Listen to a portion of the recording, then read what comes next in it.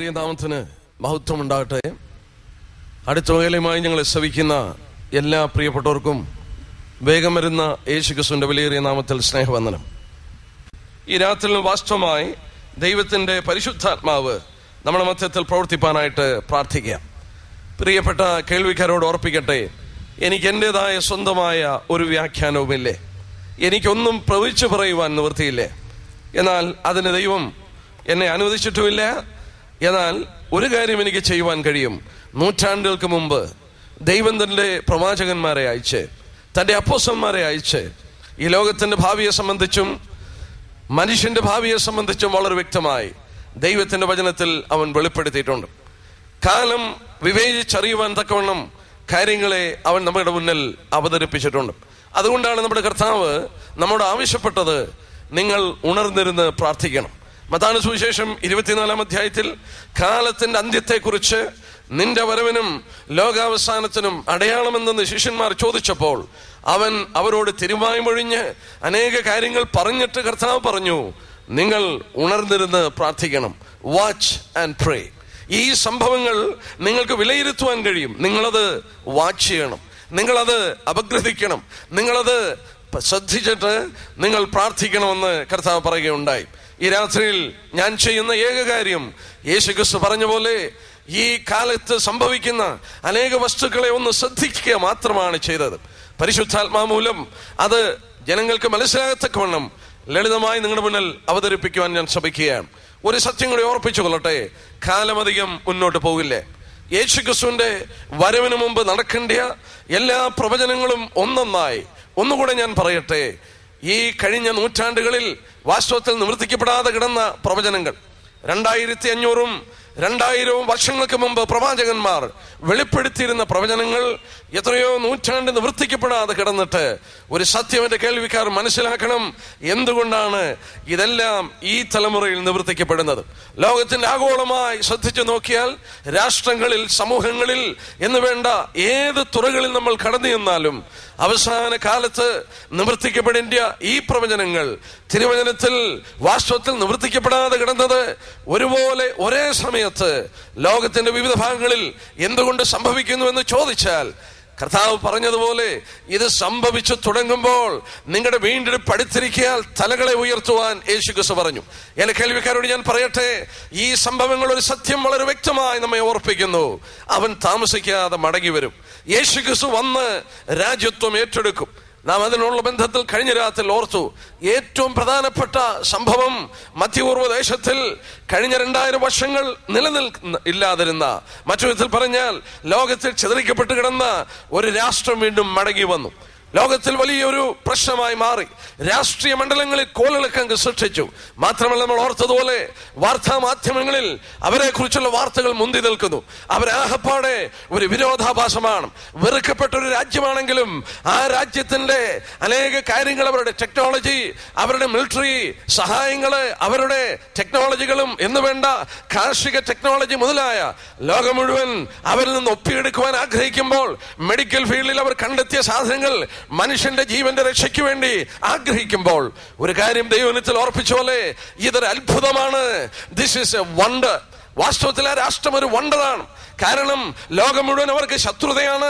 22 അറബി രാജ്യങ്ങൾ അവരെ കൊന്നെടുക്കുവാൻ ശ്രമിച്ചുകൊണ്ട് അവരുടെ ചുറ്റും ഏതാണ്ട് 5 യുദ്ധങ്ങളിലധികം അവർ ഒന്നിച്ചു കൂടി വന്ന് അവരുടെ നേരെ വാസ്തവത്തിൽ നടത്തിയിട്ടും പരാജയം വാസ്തവത്തിൽ സംഭവിക്കാതെ വിജയത്തിന്റെ കൊടി പറപ്പിച്ചുകൊണ്ട് ആ രാഷ്ട്രം ഭൂമിയുടെ മധ്യത്തിൽ നിൽക്കുമ്പോൾ ഇന്ന് രാത്രി പ്രത്യേകം ഓർക്കുക, ദൈവം പറഞ്ഞ പോലെ യു ആർ എ വണ്ടർ. നീ ഒരു അത്ഭുതമാണ്. അവരൊരു അത്ഭുതം മാത്രമല്ല, അവർ ദൈവം നൽകിയ അടയാളമാണ്. ദാനിയേൽ പുസ്തകം 9-ാം അധ്യായത്തിന്റെ 24-ാം വാക്യത്തിന്റെ അവസാന ഭാഗത്തിൽ ഇങ്ങനെ ദാനിയേലോട് ദൈവം പറയുന്നുണ്ട്, നിന്റെ ജനത്തിനും വിശുദ്ധ നഗരത്തിനും 70 ആഴ്ചവട്ടം നിയമിച്ചിരിക്കുന്നു. ദാനിയേലോട് ദൈവം പറയുകയാണ്, നിന്റെ ജനം എന്ന് പറഞ്ഞാൽ യഹൂദ രാഷ്ട്രമാണ്. നിന്റെ ജനത്തിനും വിശുദ്ധ നഗരം യെരുശലേം പട്ടണമാണ് എന്ന് പറഞ്ഞാൽ യഹൂദനും യെരുശലേം പട്ടണത്തിനും ചരിത്രത്തിൽ നിന്ന് ദൈവം ഒരു കാലഘട്ടം നിശ്ചയിച്ചു. ഒന്നുകൂടെ ഞാൻ പറയട്ടെ, യഹൂദനോടുള്ള ബന്ധത്തിലും യെരുശലേമിനുള്ള ബന്ധത്തിലും ദൈവത്തിന്റെ ഘടികാരത്തിൽ ദൈവം ഒരു സമയം നിശ്ചയിച്ചു. 70 ആഴ്ചവട്ടം നിയമിച്ചു. ഈ രാത്രി ഒന്ന് ശ്രദ്ധിക്കണം, ദൈവത്തിന്റെ ഘടികാരത്തിൽ അവരോടുള്ള ബന്ധത്തിൽ ആ ക്ലോക്ക് വാസ്തവത്തിൽ അടിച്ചു തുടങ്ങി. ടിക് ടിക് എന്ന് പറഞ്ഞുകൊണ്ട് ചരിത്രത്തിന്റെ അവസാന സമയത്തേക്ക് നീങ്ങുന്നുവെന്ന് ദാനിയേൽ 9:24 മനസ്സിലാക്കി തരുന്നു. ഈ രാത്രി ഒരു വാക്യം ഞാൻ വായിച്ച് ആരംഭിച്ചു കൊള്ളട്ടെ. യേശുക്രിസ്തു മടങ്ങി വരുന്നതിന് മുമ്പ് ഈ രാഷ്ട്രത്തോടുള്ള ബന്ധത്തിൽ ഒരിക്കൽ കൂടെ ഭയങ്കരമായൊരു യുദ്ധം നടക്കും. അത് ആഗോളമായൊരു യുദ്ധമായിരിക്കും. അത് ഒരു ന്യൂക്ലിയർ യുദ്ധമായിരിക്കും. ഭീകരമായി ലോകത്തെ യുദ്ധത്തിലേക്ക് വലിച്ചിഴക്കപ്പെടുന്നത് യെരുശലേം എന്ന പട്ടണത്തിന്റെ പ്രശ്നമായിരിക്കും. ഇസ്രായേൽ എന്ന രാഷ്ട്രത്തിന്റെ പ്രശ്നമായിരിക്കും. ലോകാന്ത്യ സംഭവങ്ങളിൽ ഏറ്റവും പ്രധാനമായി ശ്രദ്ധിക്കേണ്ടത് മനുഷ്യവർഗത്തോടുള്ള ബന്ധത്തിൽ വലിച്ചിഴക്കപ്പെടാൻ പോകുന്ന 3ാം ലോകമഹായുദ്ധം. എന്റെ കേൾവിക്കാരോട് ഞാൻ പറയട്ടെ, വിശുദ്ധ പ്രവാചകന്മാരുടെ വാക്കുകൾ അപഗ്രഥിക്കുമ്പോൾ അതിന്റെ സൂചന കിട്ടുന്നു. യേശുക്രിസ്തു മടങ്ങി വരുന്നതിന് അല്പം മുമ്പ് അത് സംഭവിക്കും എന്ന് കാണുന്നു. നമുക്ക് എസെക്കിയേൽ പ്രവചനം 21-ാം അധ്യായം ശ്രദ്ധിക്കാം. 21-ാം അധ്യായത്തിന്റെ 26-27 വാക്യം. പരിചയമില്ലാത്തവർക്ക് വേണ്ടി ആ വാക്യം ഞാൻ വായിക്കുമ്പോൾ ഞാൻ അതിന്റെ അവസാന ഭാഗം ഒന്ന് പറയും, ബാക്കി സഹോദരന്മാർ വായിക്കും.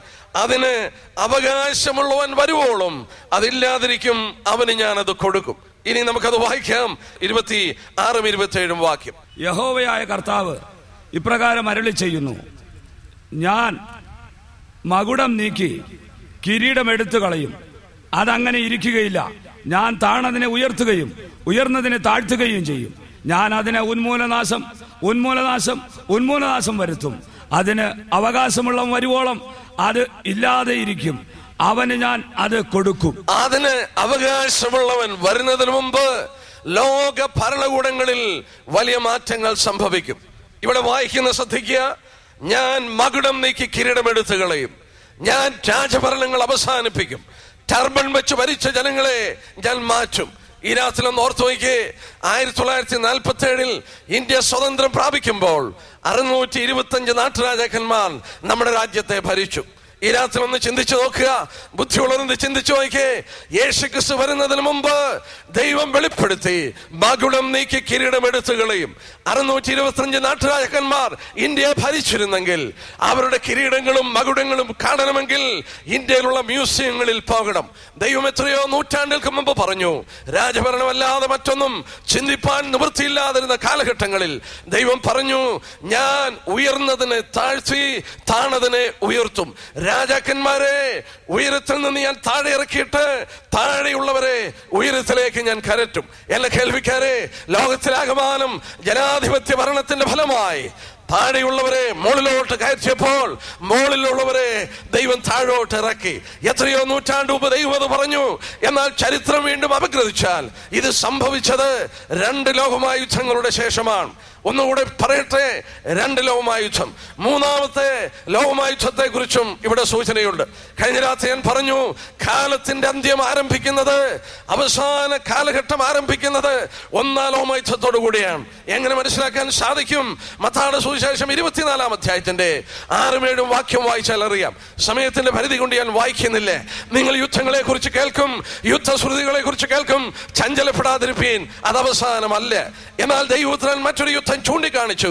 അടുത്തായിട്ട് പറഞ്ഞു, ഒരു രാജ്യം മറ്റൊരു രാജ്യത്തോട് യുദ്ധം പ്രഖ്യാപിക്കും, സാമ്രാജ്യങ്ങൾ ചേർന്നൊരു യുദ്ധം ആരംഭിക്കും.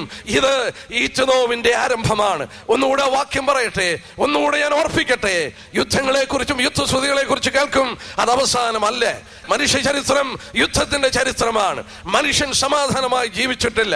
ഒരേ സമയത്ത് ലോകത്തിൽ വിവിധ ഭാഗങ്ങളിൽ യുദ്ധം നടക്കുമ്പോൾ യേശുക്രിസ്തു പറഞ്ഞ പോലെ ഒരു രാജ്യം ഒരു രാജ്യത്തോട് യുദ്ധം പ്രഖ്യാപിച്ചു. യൂറോപ്പിലുള്ള ഓസ്ട്രിയ എന്ന് പറയുന്ന രാജ്യം സെർബിയക്കെതിരായി യുദ്ധം പ്രഖ്യാപിച്ചു. 29 ജൂലൈ 1914 ഒരു ചെറിയ രാജ്യം മറ്റൊരു രാജ്യത്തിനെതിരായി യുദ്ധം പ്രഖ്യാപിച്ചു. ഓസ്ട്രിയ ബെൽജിയത്തിലൂടെ ഫ്രാൻസിനെ ആക്രമിച്ചു. അവരുടെ സഹായത്തിന് ജർമ്മനി കടന്നു വന്നപ്പോൾ ഫ്രാൻസ് ഫ്രാൻസിന്റെ മോചനത്തിനായി സഖ്യകക്ഷികൾ 25 രാജ്യങ്ങൾ ഒന്നിച്ചു ചേർന്നു. ലോകത്തിൽ ആഗോളമായി വ്യാപരിച്ച ആദ്യത്തെ യുദ്ധം ഒന്നാം ലോകയുദ്ധമാണ്. ആ യുദ്ധത്തിന്റെ പേര് മഹായുദ്ധമെന്നായിരുന്നു. രണ്ടാം ലോകയുദ്ധം വന്നപ്പോഴാണ് അതിന് ഒന്നാം ലോകയുദ്ധം എന്ന് പേര് കൊടുത്തത്. കാരണം ആ വിധത്തിൽ ലോകം ആഗോളമായി വ്യാപരിച്ചൊരു യുദ്ധം മനുഷ്യൻ കണ്ടിരുന്നില്ല. എന്നാൽ ദൈവപുത്രൻ ഓർപ്പിച്ചു, മത്തായി 24:6-7 വാക്യങ്ങൾ ഓർപ്പിച്ചു, ഇത് ഈറ്റുനോവിന്റെ ആരംഭമാണ്, ഇത് പ്രസവത്തിന്റെ ആരംഭമാണ്, എന്റെ മടങ്ങി വരവിന് ആരംഭം കുറിക്കുകയാണ്. ഇന്ന് രാത്രി എന്റെ കേൾവിക്കാരെ ശ്രദ്ധിക്കുന്നവർ ഓർത്തുകൊള്ളുക, ഒന്നാം ലോകയുദ്ധമാണ് യഹൂദനും മടങ്ങി വരുവാൻ വഴിയൊരുക്കി കൊടുത്തത്. 1517 തുടങ്ങി 1917 വരെ 400 വർഷം തുർക്കിയുടെ ഭരണം പലസ്തീന്റെ മണ്ണിൽ നീണ്ടു നിന്നു. ആ പലസ്തീന്റെ അറബി രാജ്യങ്ങൾ മുഴുവൻ വാസ്തവത്തിൽ ഓട്ടോമൻ എംപയറിന്റെ കീഴിൽ ഭരണത്തിലായിരുന്നു. 400 വർഷം നീണ്ടു നിന്ന ഭരണത്തിന്റെ സമയത്ത് അറബികളെ വാസ്തവത്തിൽ യഹൂദൻ കുടിയേറുവാൻ അനുവദിച്ചില്ല. ഒന്നാം ലോകയുദ്ധത്തിൽ നടന്ന സംഭവ വികാസങ്ങൾ ബ്രിട്ടീഷുകാര് ആ പ്രദേശം മോചിപ്പിച്ചു. അവരത് മോചിപ്പിച്ച് അവരുടെ കീഴിൽ കൊണ്ടുവന്നപ്പോൾ ആ പ്രദേശത്തേക്ക് യഹൂദൻ കുടിയേറുവാൻ തുടങ്ങി. എന്നാൽ അവരുടെ കുടിയേറ്റത്തിന് ഒരു അറുതി വന്നു. അവിടെയുള്ള ജനങ്ങളുടെ ഉപദ്രവം, അവിടെ ഭരിക്കുന്ന ബ്രിട്ടീഷുകാരുടെ എതിർപ്പ്, അവർക്ക് കുടിയേറുവാൻ സാധിച്ചില്ല. ദൈവം അവിടെ കൊണ്ട് അവസാനിപ്പിച്ചില്ല. 1939 തുടങ്ങി 45 വരെ രണ്ടാം ലോകയുദ്ധം പൊട്ടിപ്പുറപ്പെട്ടു. രണ്ടാം ലോകയുദ്ധത്തിൽ യൂറോപ്പിൽ ഈ യഹൂദന്മാർ പീഡിപ്പിക്കപ്പെട്ട് കൊല്ലപ്പെട്ടു. ഹിറ്റ്ലർ കഴിഞ്ഞ രാത്രി ഓർപ്പിച്ച പോലെ 60 ലക്ഷം യഹൂദന്മാരെ കൊന്നു. അതിൽ 15 ലക്ഷം കുഞ്ഞുങ്ങളായിരുന്നു. പിഞ്ചു കുഞ്ഞുങ്ങളും ബാലന്മാരും ബാലികമാരെയും യാതൊരു കരുണയുമില്ലാതെ കൊന്നൊടുക്കിയപ്പോൾ എന്റെ പ്രിയപ്പെട്ടവരെ, ജീവിപ്പാൻ നിവൃത്തിയില്ലാതെ പലായനം ചെയ്തവർ കടന്നു വന്നു. ഏതാണ്ട് 6.25 ലക്ഷം ജനം രണ്ടാം ലോകയുദ്ധം കഴിയുമ്പോൾ അവിടെ കടന്നു വന്നത് 2 ലോകയുദ്ധം കൊണ്ടാണ്. ഞാൻ അവരെ കൊണ്ടുവരും. എന്നാൽ ഈ വാക്യത്തിൽ നോക്കുക, ഇവിടെ കർത്താവിന്റെ മടങ്ങി വരുന്നതിന് മുമ്പ്, അതിന് അവകാശമുള്ളവൻ മടങ്ങി വരുന്നതിന് മുമ്പ് ഈ വായിച്ച വേദഭാഗത്തിൽ പറഞ്ഞു, ഉന്മൂലനാശം, ഉന്മൂലനാശം, ഉന്മൂലനാശം. ഇംഗ്ലീഷിൽ വായിച്ചാൽ overturn, overturn, I will overturn. ഈ ലോകത്തിന്റെ സംഭവങ്ങൾ അവിചാരിതമല്ല. ഈ ലോകത്തിന്റെ സംഭവങ്ങൾ അവിചാരിതമല്ല. തിരുവചനത്തിൽ ഇങ്ങനെ വായിക്കുന്നു, അവൻ തന്റെ സിംഹാസന സ്വർഗത്തിൽ സ്ഥാപിച്ചു, അവന്റെ രാജ്യത്വം സകലത്തെയും ഭരിക്കുന്നു. ലോകരാജ്യങ്ങളെയും ലോക സംഭവങ്ങളെയും ഭരിക്കുന്നു ദൈവപുത്രൻ. ആ സിംഹാസനം സകലവും ഭരിക്കുന്നു. അതുകൊണ്ടാണ് വിശുദ്ധ വേദപുസ്തകത്തിൽ വെളിപ്പെടുത്തിയതുപോലെ സംഭവങ്ങൾ നടക്കുന്നത്. സാമ്രാജ്യങ്ങൾ ഉത്ഭവിക്കുന്നതും അസ്തമിക്കുന്നതും വാസ്തവത്തിൽ ആ പറഞ്ഞ പോലെ സംഭവിക്കുന്നതിന്റെ കാരണം അവന്റെ രാജ്യം, അവന്റെ സിംഹാസനം സകലത്തെയും ഭരിക്കുന്നുകൊണ്ടാണ്. ഒരിക്കലും ചിന്തിക്കരുത് ഇത് അവിചാരിതമാണെന്ന് ചിന്തിക്കരുത്. ബുദ്ധിയുള്ളവർ ബൈബിളിന്റെ പ്രവചനങ്ങൾ ശ്രദ്ധിച്ചാൽ അറിയാം, അത് പ്രവചിച്ച പോലെ സംഭവിക്കുന്നല്ലോ. 1914 തൊട്ട് 18 വരെ ഒന്നാം ലോകയുദ്ധം, 1939 45 വരെ രണ്ടാം ലോകയുദ്ധം. ഈ 2 ലോകയുദ്ധം കഴിഞ്ഞപ്പോൾ യുഎന്റെ തീരുമാനപ്രകാരം 48 മെയ് മാസം 14-ാം തീയതി പലസ്തീന്റെ മണ്ണിൽ യഹൂദൻ ഒരു രാഷ്ട്രമായി മാറി. അവരൊരു രാഷ്ട്രമായി മാറിയെന്ന് മാത്രമല്ല, മൂന്നാം ലോകയുദ്ധം 2 ഉന്മൂലനാശമല്ല. ഒരിക്കൽ കൂടെ ദൈവം പറഞ്ഞു, ഐ വിൽ ഓവർടേൺ, ഒന്നുകൂടെ ഞാൻ തകിടം മറിക്കും. വാസ്തവത്തിൽ അത് ഇന്ന് രാത്രി പരിശോധിക്കാൻ പോവുകയാണ്. മൂന്നാമത് തകിടം മറിയുന്നത് യഹൂദനോടുള്ള ബന്ധത്തിലാണ്. അവസാന യുദ്ധം പലസ്തീന്റെ പ്രശ്നമാണ്. അവസാന യുദ്ധം യെരുശലേമിന്റെ പ്രശ്നമാണ്. ഇന്ന് നാം ജീവിക്കുന്ന ഇന്ന് ലോകമെന്നതിന്റെ അന്ത്യത്തിലെത്തി എന്നുള്ളതിന്റെ ഏറ്റവും വലിയ മണിമുഴക്കം മുഴക്കുന്നു ആ പ്രദേശത്ത് നിന്ന്. കാതുകളൊന്ന് തുറന്നാൽ കേൾക്കാം, തിരുവചനത്തിൽ പറഞ്ഞതുപോലെ അവസാന യുദ്ധത്തിനായി ആ പ്രദേശം സങ്കീർണമായ രാഷ്ട്രീയ പ്രശ്നമായി തിരിഞ്ഞ് ലോകത്തിൽ ആർക്കും പരിഹരിപ്പാൻ വയ്യാത്ത വലിയ പ്രശ്നമായി തീർന്നതിന്റെ കാരണം, മൂന്നാമത് ദൈവം ലോകത്തെ തകിടം മറിച്ചു കഴിയുമ്പോൾ അവകാശമുള്ളവൻ മടങ്ങി ഈ ഭൂമിയിൽ വന്ന് യുദ്ധങ്ങൾക്ക് അവൻ അറുതി വരുത്തും. ഇന്ന് രാത്രി ആ ഭാഗം ഞാൻ ശ്രദ്ധിക്കാൻ പോവുകയാണ്. എന്തുകൊണ്ടാണ് അങ്ങനെ സംഭവിച്ചെന്ന് നോക്കാൻ പോവുകയാണ്. വാസ്തവത്തിൽ യഹൂദൻ ആരാണെന്നറിയാമോ? ഈ മടങ്ങി വന്നവർ ആരാണെന്നറിയാമോ? അവർ കുരുടന്മാരും ചെകിടന്മാരുമാണ്. നമ്മള് യെശയ്യാ പ്രവചനം 43-ാം അധ്യായം ശ്രദ്ധിക്കാം. അവിടെ നമ്മള് കഴിഞ്ഞ ദിവസങ്ങൾ ആ ഭാഗം ശ്രദ്ധിച്ചെന്നാൽ അവിടെ നിന്ന് മറ്റൊരു വാക്ക് ഞാൻ അടർത്തിയെടുക്കുവാൻ വേണ്ടി ആ ഭാഗം വായിക്കുകയാണ്. യെശയ്യാ പ്രവചനം 43-ാം അധ്യായം കാലത്തിന്റെ അന്ത്യത്തെ വിലയിരുത്തി മനസ്സിലാക്കുവാൻ ഈ വാക്യത്തിൽ ഒരു സൂചന നമുക്കുണ്ട്. എന്താണെന്നറിയാമോ?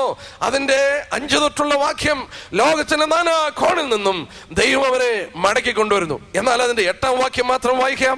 കണ്ണുണ്ടായിട്ടും കുരുടരായും ചെവി ഉണ്ടായിട്ടും ചെകിടരായും ഇരിക്കുന്ന ജനത്തെ പുറപ്പെടുവിച്ചു കൊണ്ടുവരുവിൻ. ദൈവം പറയുകയാണ്, ലോകത്തിന് നാനാക്കോണിൽ നിന്നും അവരെ മടക്കി കൊണ്ടുവരുമ്പോൾ അവരാരാണെന്ന് ദൈവം പറഞ്ഞു.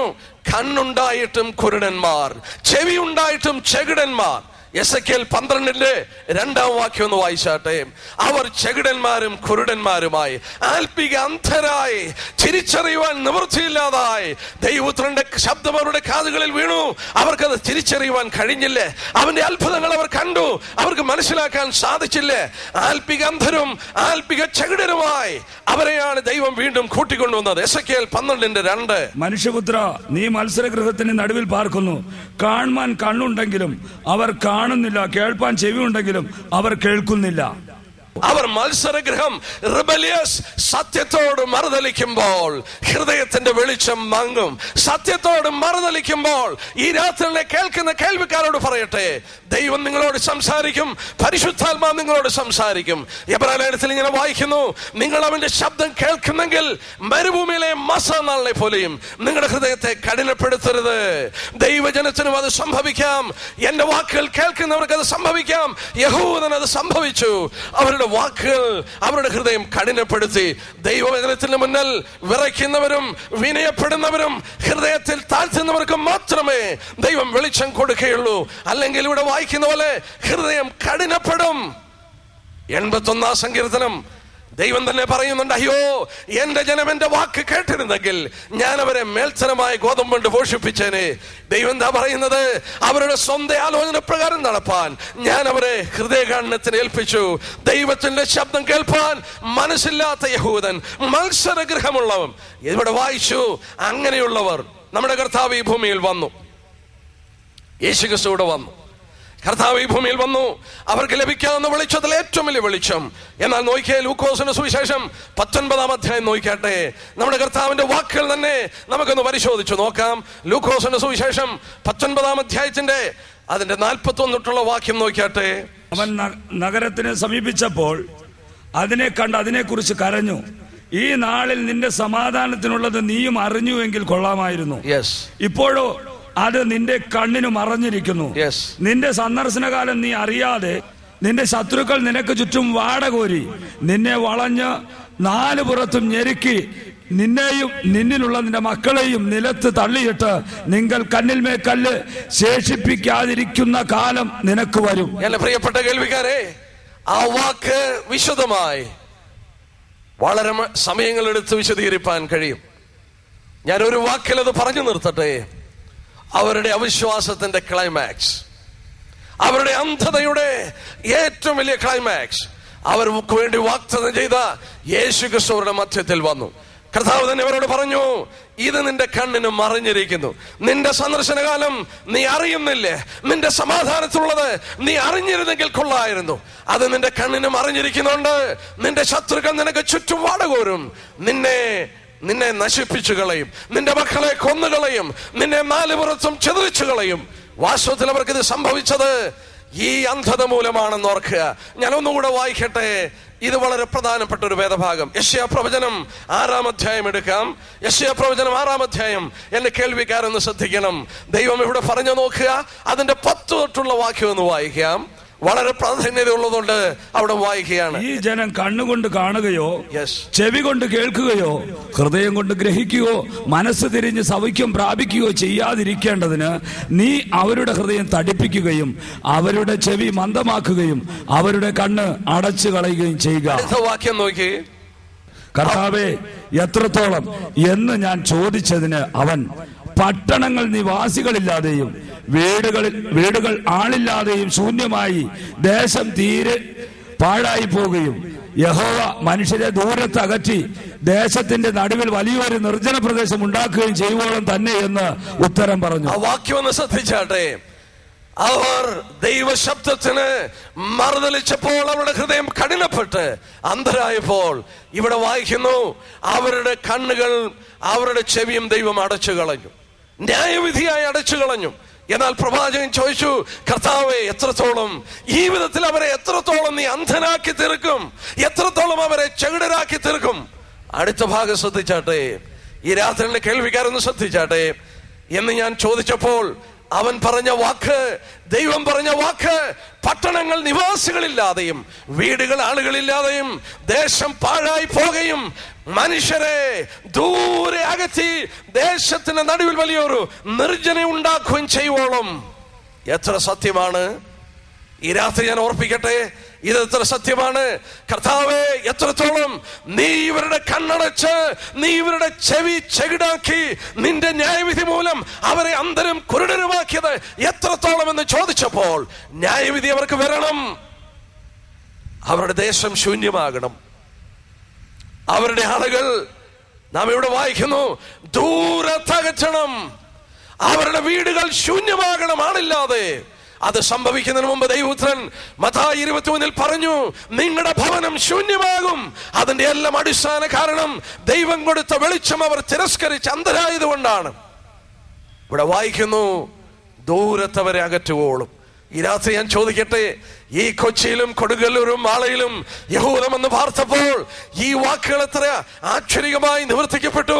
അവർ ദൂരത്ത് എത്രയോ അകലെ നിന്ന് അവർ കടന്നു വന്നു.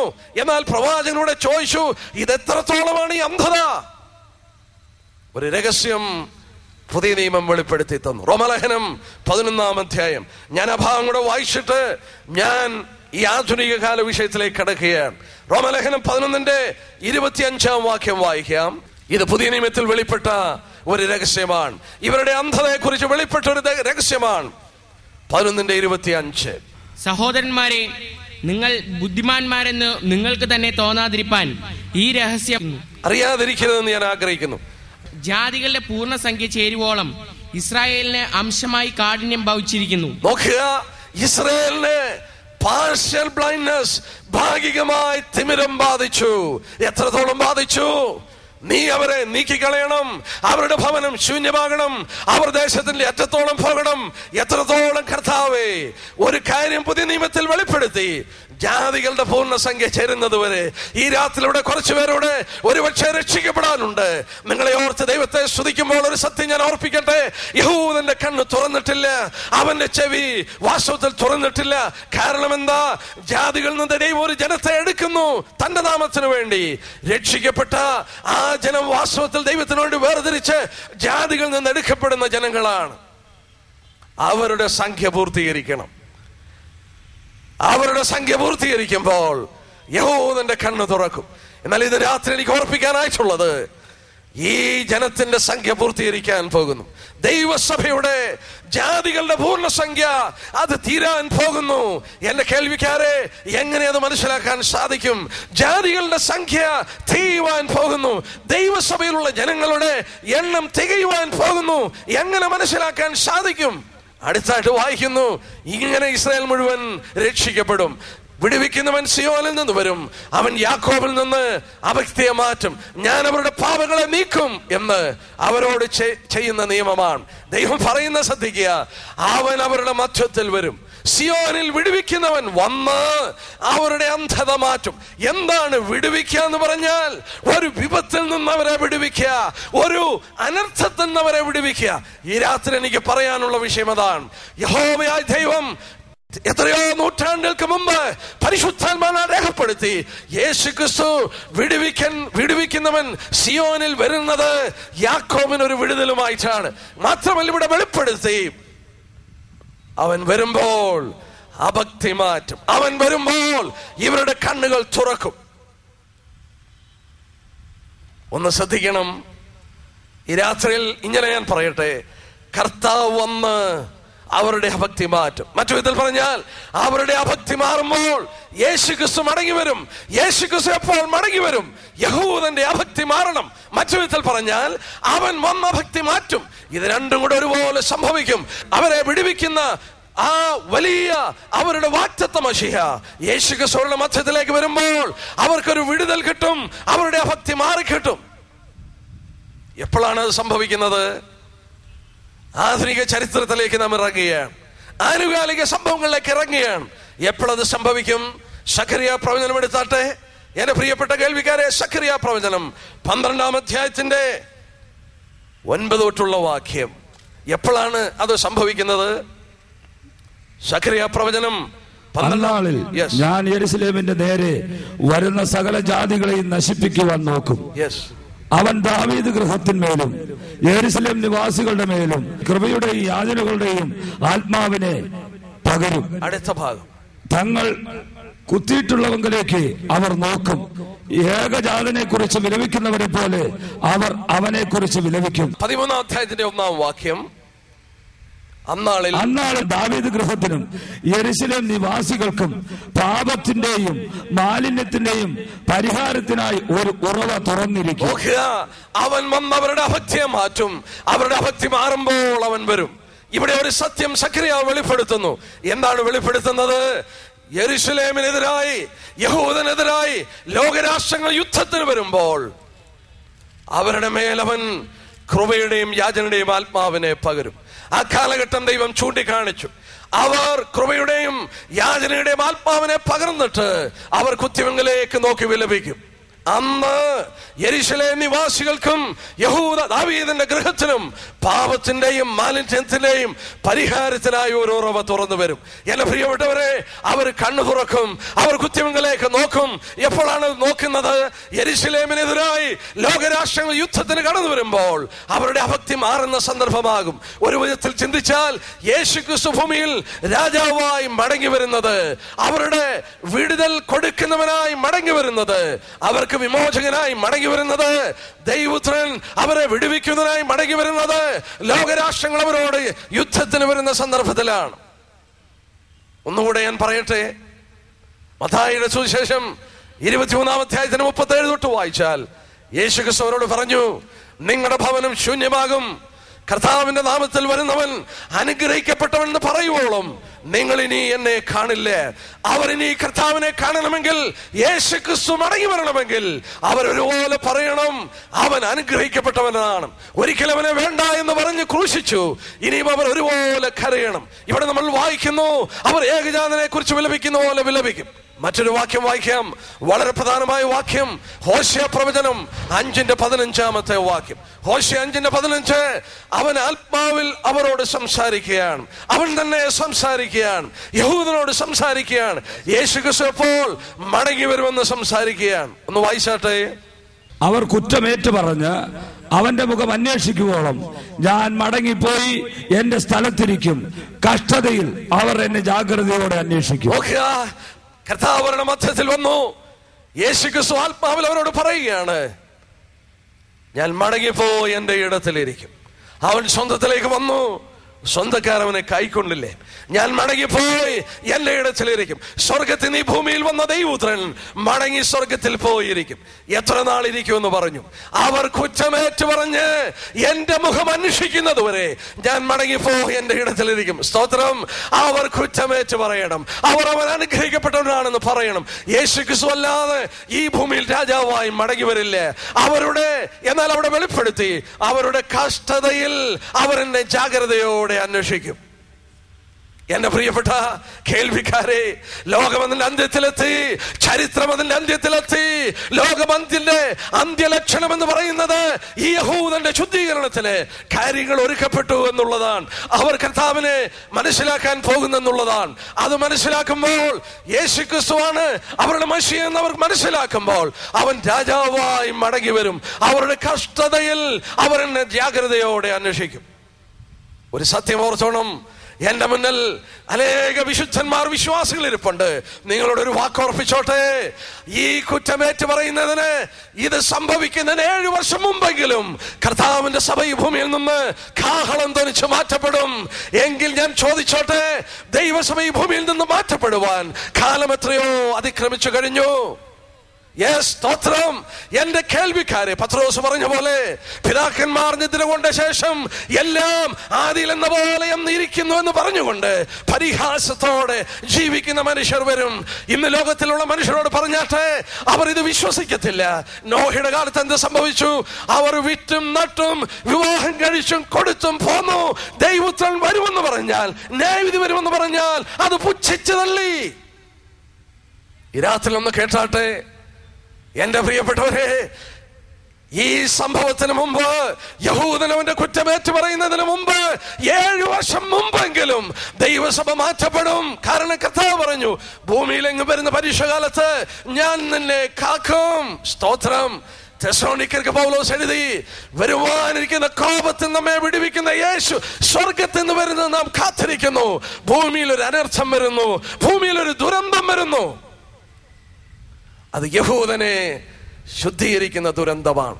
അവൻ കുറ്റമേറ്റു പറയാനാണ്, അവന് വേണ്ടി ശുദ്ധീകരണത്തിന്റെ ഉറവ തുറക്കാനാണ്. യെരമ്യാ പ്രവചനം 30-ാം അധ്യായത്തിൽ അത് വായിക്കുകയാണ്. യെരമ്യാ പ്രവചനം 30-ാം അധ്യായം. ഇന്ന് രാത്രി ഒന്ന് ശ്രദ്ധിച്ചാട്ടെ, ഇന്ന് രാത്രി വളരെ ശ്രദ്ധയോടെ കേൾക്കുക. 30-ാം അധ്യായത്തിന്റെ 3-ാമത്തെ വാക്യം, യെരമ്യാവ് 30:3. ഞാൻ ഇസ്രായേലും യഹൂദയുമായ എന്റെ ജനത്തിന്റെ പ്രവാസം മാറ്റുവാനുള്ള കാലം വരും എന്ന് യഹോവയുടെ അരുളപ്പാട്. ഞാൻ അവരുടെ പിതാക്കന്മാർക്ക് കൊടുത്ത ദേശത്തേക്ക് അവരെ മടക്കി വരുത്തും, അവർ അതിനെ കൈവശമാക്കും എന്ന് യഹോവയുടെ അരുളപ്പാട്. ചരിത്രത്തിൽ അത് നടന്നു കഴിഞ്ഞു. ഇന്നൊരു യഹൂദ രാഷ്ട്രം. എന്നാൽ അതിന്റെ 7-ാം വാക്യം വായിച്ചാട്ടെ. 7-ാം വാക്യം, ആ നാൾ പോലെ വേറെ ഇല്ലാതെ വണ്ണം അത് വലുതായിരിക്കുന്നു. കഷ്ടം, അത് യാക്കോബിന് കഷ്ടകാലം തന്നെ, എങ്കിലും അവൻ അതിൽ നിന്ന് രക്ഷിക്കപ്പെടും.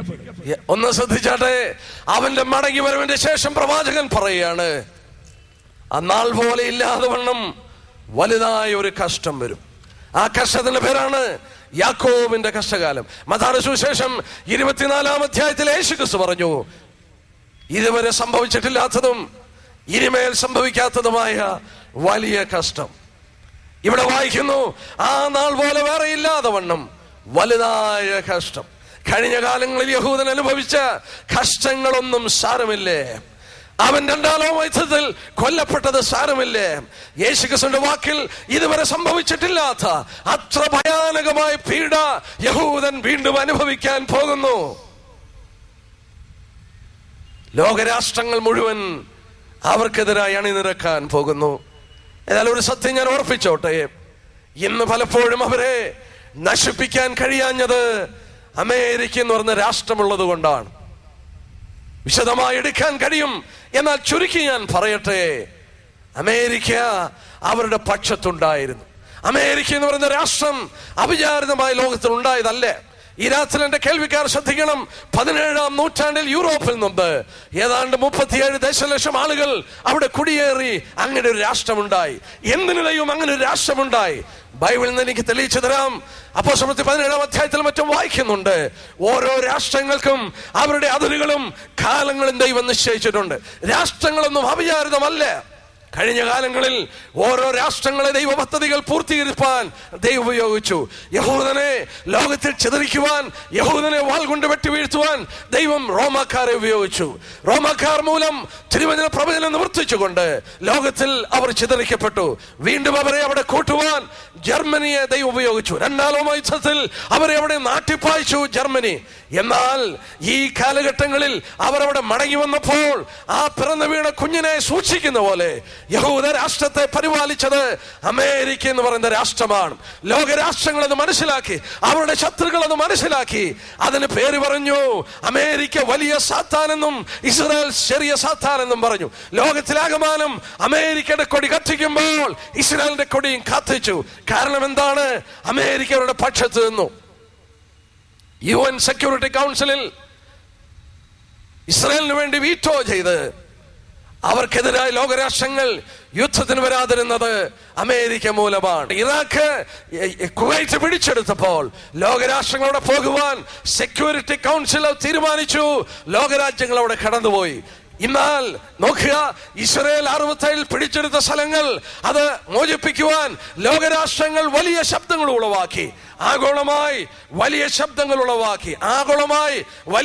ഉളവാക്കിയപ്പോൾ എന്റെ പ്രിയപ്പെട്ട കേൾവിക്കാർ ഓർക്കണം, അവർക്ക് വേണ്ടി നിന്നത് അമേരിക്ക എന്ന് പറയുന്ന ഒറ്റ രാഷ്ട്രമാണ്. അവർ UN സെക്യൂരിറ്റി കൗൺസിലിൽ വീറ്റോ ചെയ്തു. അവർ വാസ്തവത്തിൽ ലോകരാഷ്ട്രങ്ങൾ യുദ്ധത്തിന് ഇസ്രായേലിനെതിരായി പോകാതിരിപ്പാൻ വീറ്റോ ചെയ്ത് വീറ്റോ പവർ കൊണ്ട് അവരെ സൂക്ഷിച്ചു. ഞാൻ പ്രത്യേകം ശ്രദ്ധിച്ചു നോക്കി. 1997 മാർച്ച് 7-ാം തീയതിയും മാർച്ച് 21-ാം തീയതിയും സെക്യൂരിറ്റി കൗൺസിലിൽ ലോകരാഷ്ട്രങ്ങൾ ഇസ്രായേലിനെതിരായി കാര്യങ്ങൾ കൊണ്ടുവന്നു. എന്തിനു വേണ്ടിയാണ്? അവർ പിടിച്ചെടുത്ത സ്ഥലത്ത് അവർ കെട്ടിടങ്ങൾ പണിയുന്നു. ആ സ്ഥലം മോചിപ്പിക്കണം.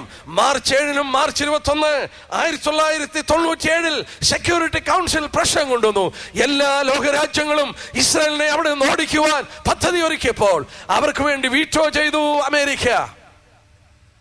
ഈ രാത്രി ഓർക്കണം, 17-ാം നൂറ്റാണ്ടിൽ അങ്ങനെ ഒരു രാഷ്ട്രത്തെ ഉളവാക്കിയെടുത്തത് ദൈവത്തിന്റെ പദ്ധതിയാണ്.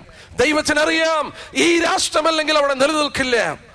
ഇന്ന് ഇസ്രായേലിൽ ഏതാണ്ട് 55 യഹൂദന്മാരുള്ളപ്പോൾ അമേരിക്കയിൽ ഏതാണ്ട് 60 ലക്ഷം യഹൂദന്മാരുണ്ട്. എന്റെ പ്രിയപ്പെട്ടവരെ, ഈ രാഷ്ട്രത്തെ നിലനിൽക്കുന്ന അമേരിക്കയാണ്. എന്നാൽ അമേരിക്കയുടെ ഫോറിൻ പോളിസി മാറിക്കൊണ്ടിരിക്കുന്നു. നിങ്ങൾ ഈ രാത്രിയിൽ അത് ശ്രദ്ധിക്കണം. അമേരിക്കയുടെ ഫോറിൻ പോളിസി മാറിക്കൊണ്ടിരിക്കുന്നു. ഞാൻ അടുത്ത സമയത്ത് വായിക്കുകയായിരുന്നു, വളരെ അത്ഭുതകരമായി വായിച്ചു. അമേരിക്കയിലെ പ്രൊഫസേഴ്സ്, ഇങ്ങനെയാണ് അതിന്റെ തലക്കെട്ട് വന്നത്: US professors call for academic and cultural boycott of Israel. ഇസ്രായേലിന്റെ സാംസ്കാരികമായ അവരുടെ അക്കാഡമിക്കലായ കാര്യങ്ങളെ ബോയ്ക്കോട്ട് ചെയ്യുവാൻ അമേരിക്കയിലെ പ്രൊഫസേഴ്സ് ആഹ്വാനം ചെയ്തു. 2009 ജാനുവരി 29-ാം തീയതി കാലിഫോർണിയയിലുള്ള ഏതാണ്ട് 10-15 പ്രൊഫസേഴ്സ് ഒന്നിച്ച് ഒരു സംഘടന രൂപീകരിച്ചു. അമേരിക്കയെ അവരെ ബോയ്ക്കോട്ട് ചെയ്യണം. അവർ പറഞ്ഞത് ഇങ്ങനെയാണ്: യുദ്ധത്തിന് പോകണ്ട. എന്നാൽ സൗത്ത് ആഫ്രിക്ക വർണ്ണവിവേചന സമയത്ത് അവരോട് പ്രകാരം ലോകരാഷ്ട്രങ്ങൾ ഏർപ്പെട്ടു, അതുപോലെ അമേരിക്കയും ലോകരാഷ്ട്രങ്ങളും ഏർപ്പെടണമെന്ന് ഈ പ്രൊഫസേഴ്സ് ആവശ്യപ്പെട്ടു. കാലിഫോർണിയയിൽ ആരംഭിച്ച ഈ പ്രൊഫസേഴ്സിന്റെ കൂട്ടം അമേരിക്കയിൽ അത് പെട്ടെന്ന് പടർന്ന് നോക്കുക. യൂണിവേഴ്സിറ്റി പ്രൊഫസേഴ്സ്, വിദ്യാസമ്പന്നർ അതിനകത്ത് കൂടിയതിന്റെ കാരണം ഗാസ പ്രദേശത്തെ ജനങ്ങൾ പീഡിപ്പിക്കപ്പെട്ടു എന്ന കാരണമാണ്. അമേരിക്കയുടെ ഫോറിൻ പോളിസിക്ക് വ്യതിയാനം വന്നു. അമേരിക്കൻ രാഷ്ട്രം മധ്യപൂർവ്വദേശത്ത് പലസ്തീന് രാഷ്ട്രം കൊടുക്കുവാൻ ആവശ്യപ്പെടുന്നു. മാത്രമല്ല, യെരുശലേമിന് വേണ്ടി ഇസ്രായേലിന് വേണ്ടി വീറ്റോ ചെയ്ത അമേരിക്ക തന്നെ മുന്നോട്ട് വെച്ചിരിക്കുന്നു റോഡ് മാപ്പ് ഫോർ പീസ്. ആ ഭാഗം പലസ്തീൻ രാഷ്ട്രം രൂപീകരിക്കാൻ കൊടുക്കണം. എന്റെ പ്രിയപ്പെട്ടവരെ, സങ്കീർണമായി ഇസ്രായേലിനെ സഹായിച്ച അമേരിക്ക ഏതാണ്ട് അവരെ ഉപേക്ഷിക്കുന്ന കാര്യം വന്നു. ഒരു വാക്യം വായിച്ചാട്ടെ, ജെരമ്യാവ് 13-14 വായിച്ചാട്ടെ. ഈ രാത്രിയിൽ ഭയത്തോടെ കേൾക്കുക, ഈ രാത്രിയിൽ വളരെ ശ്രദ്ധയോടെ കേൾക്കുക.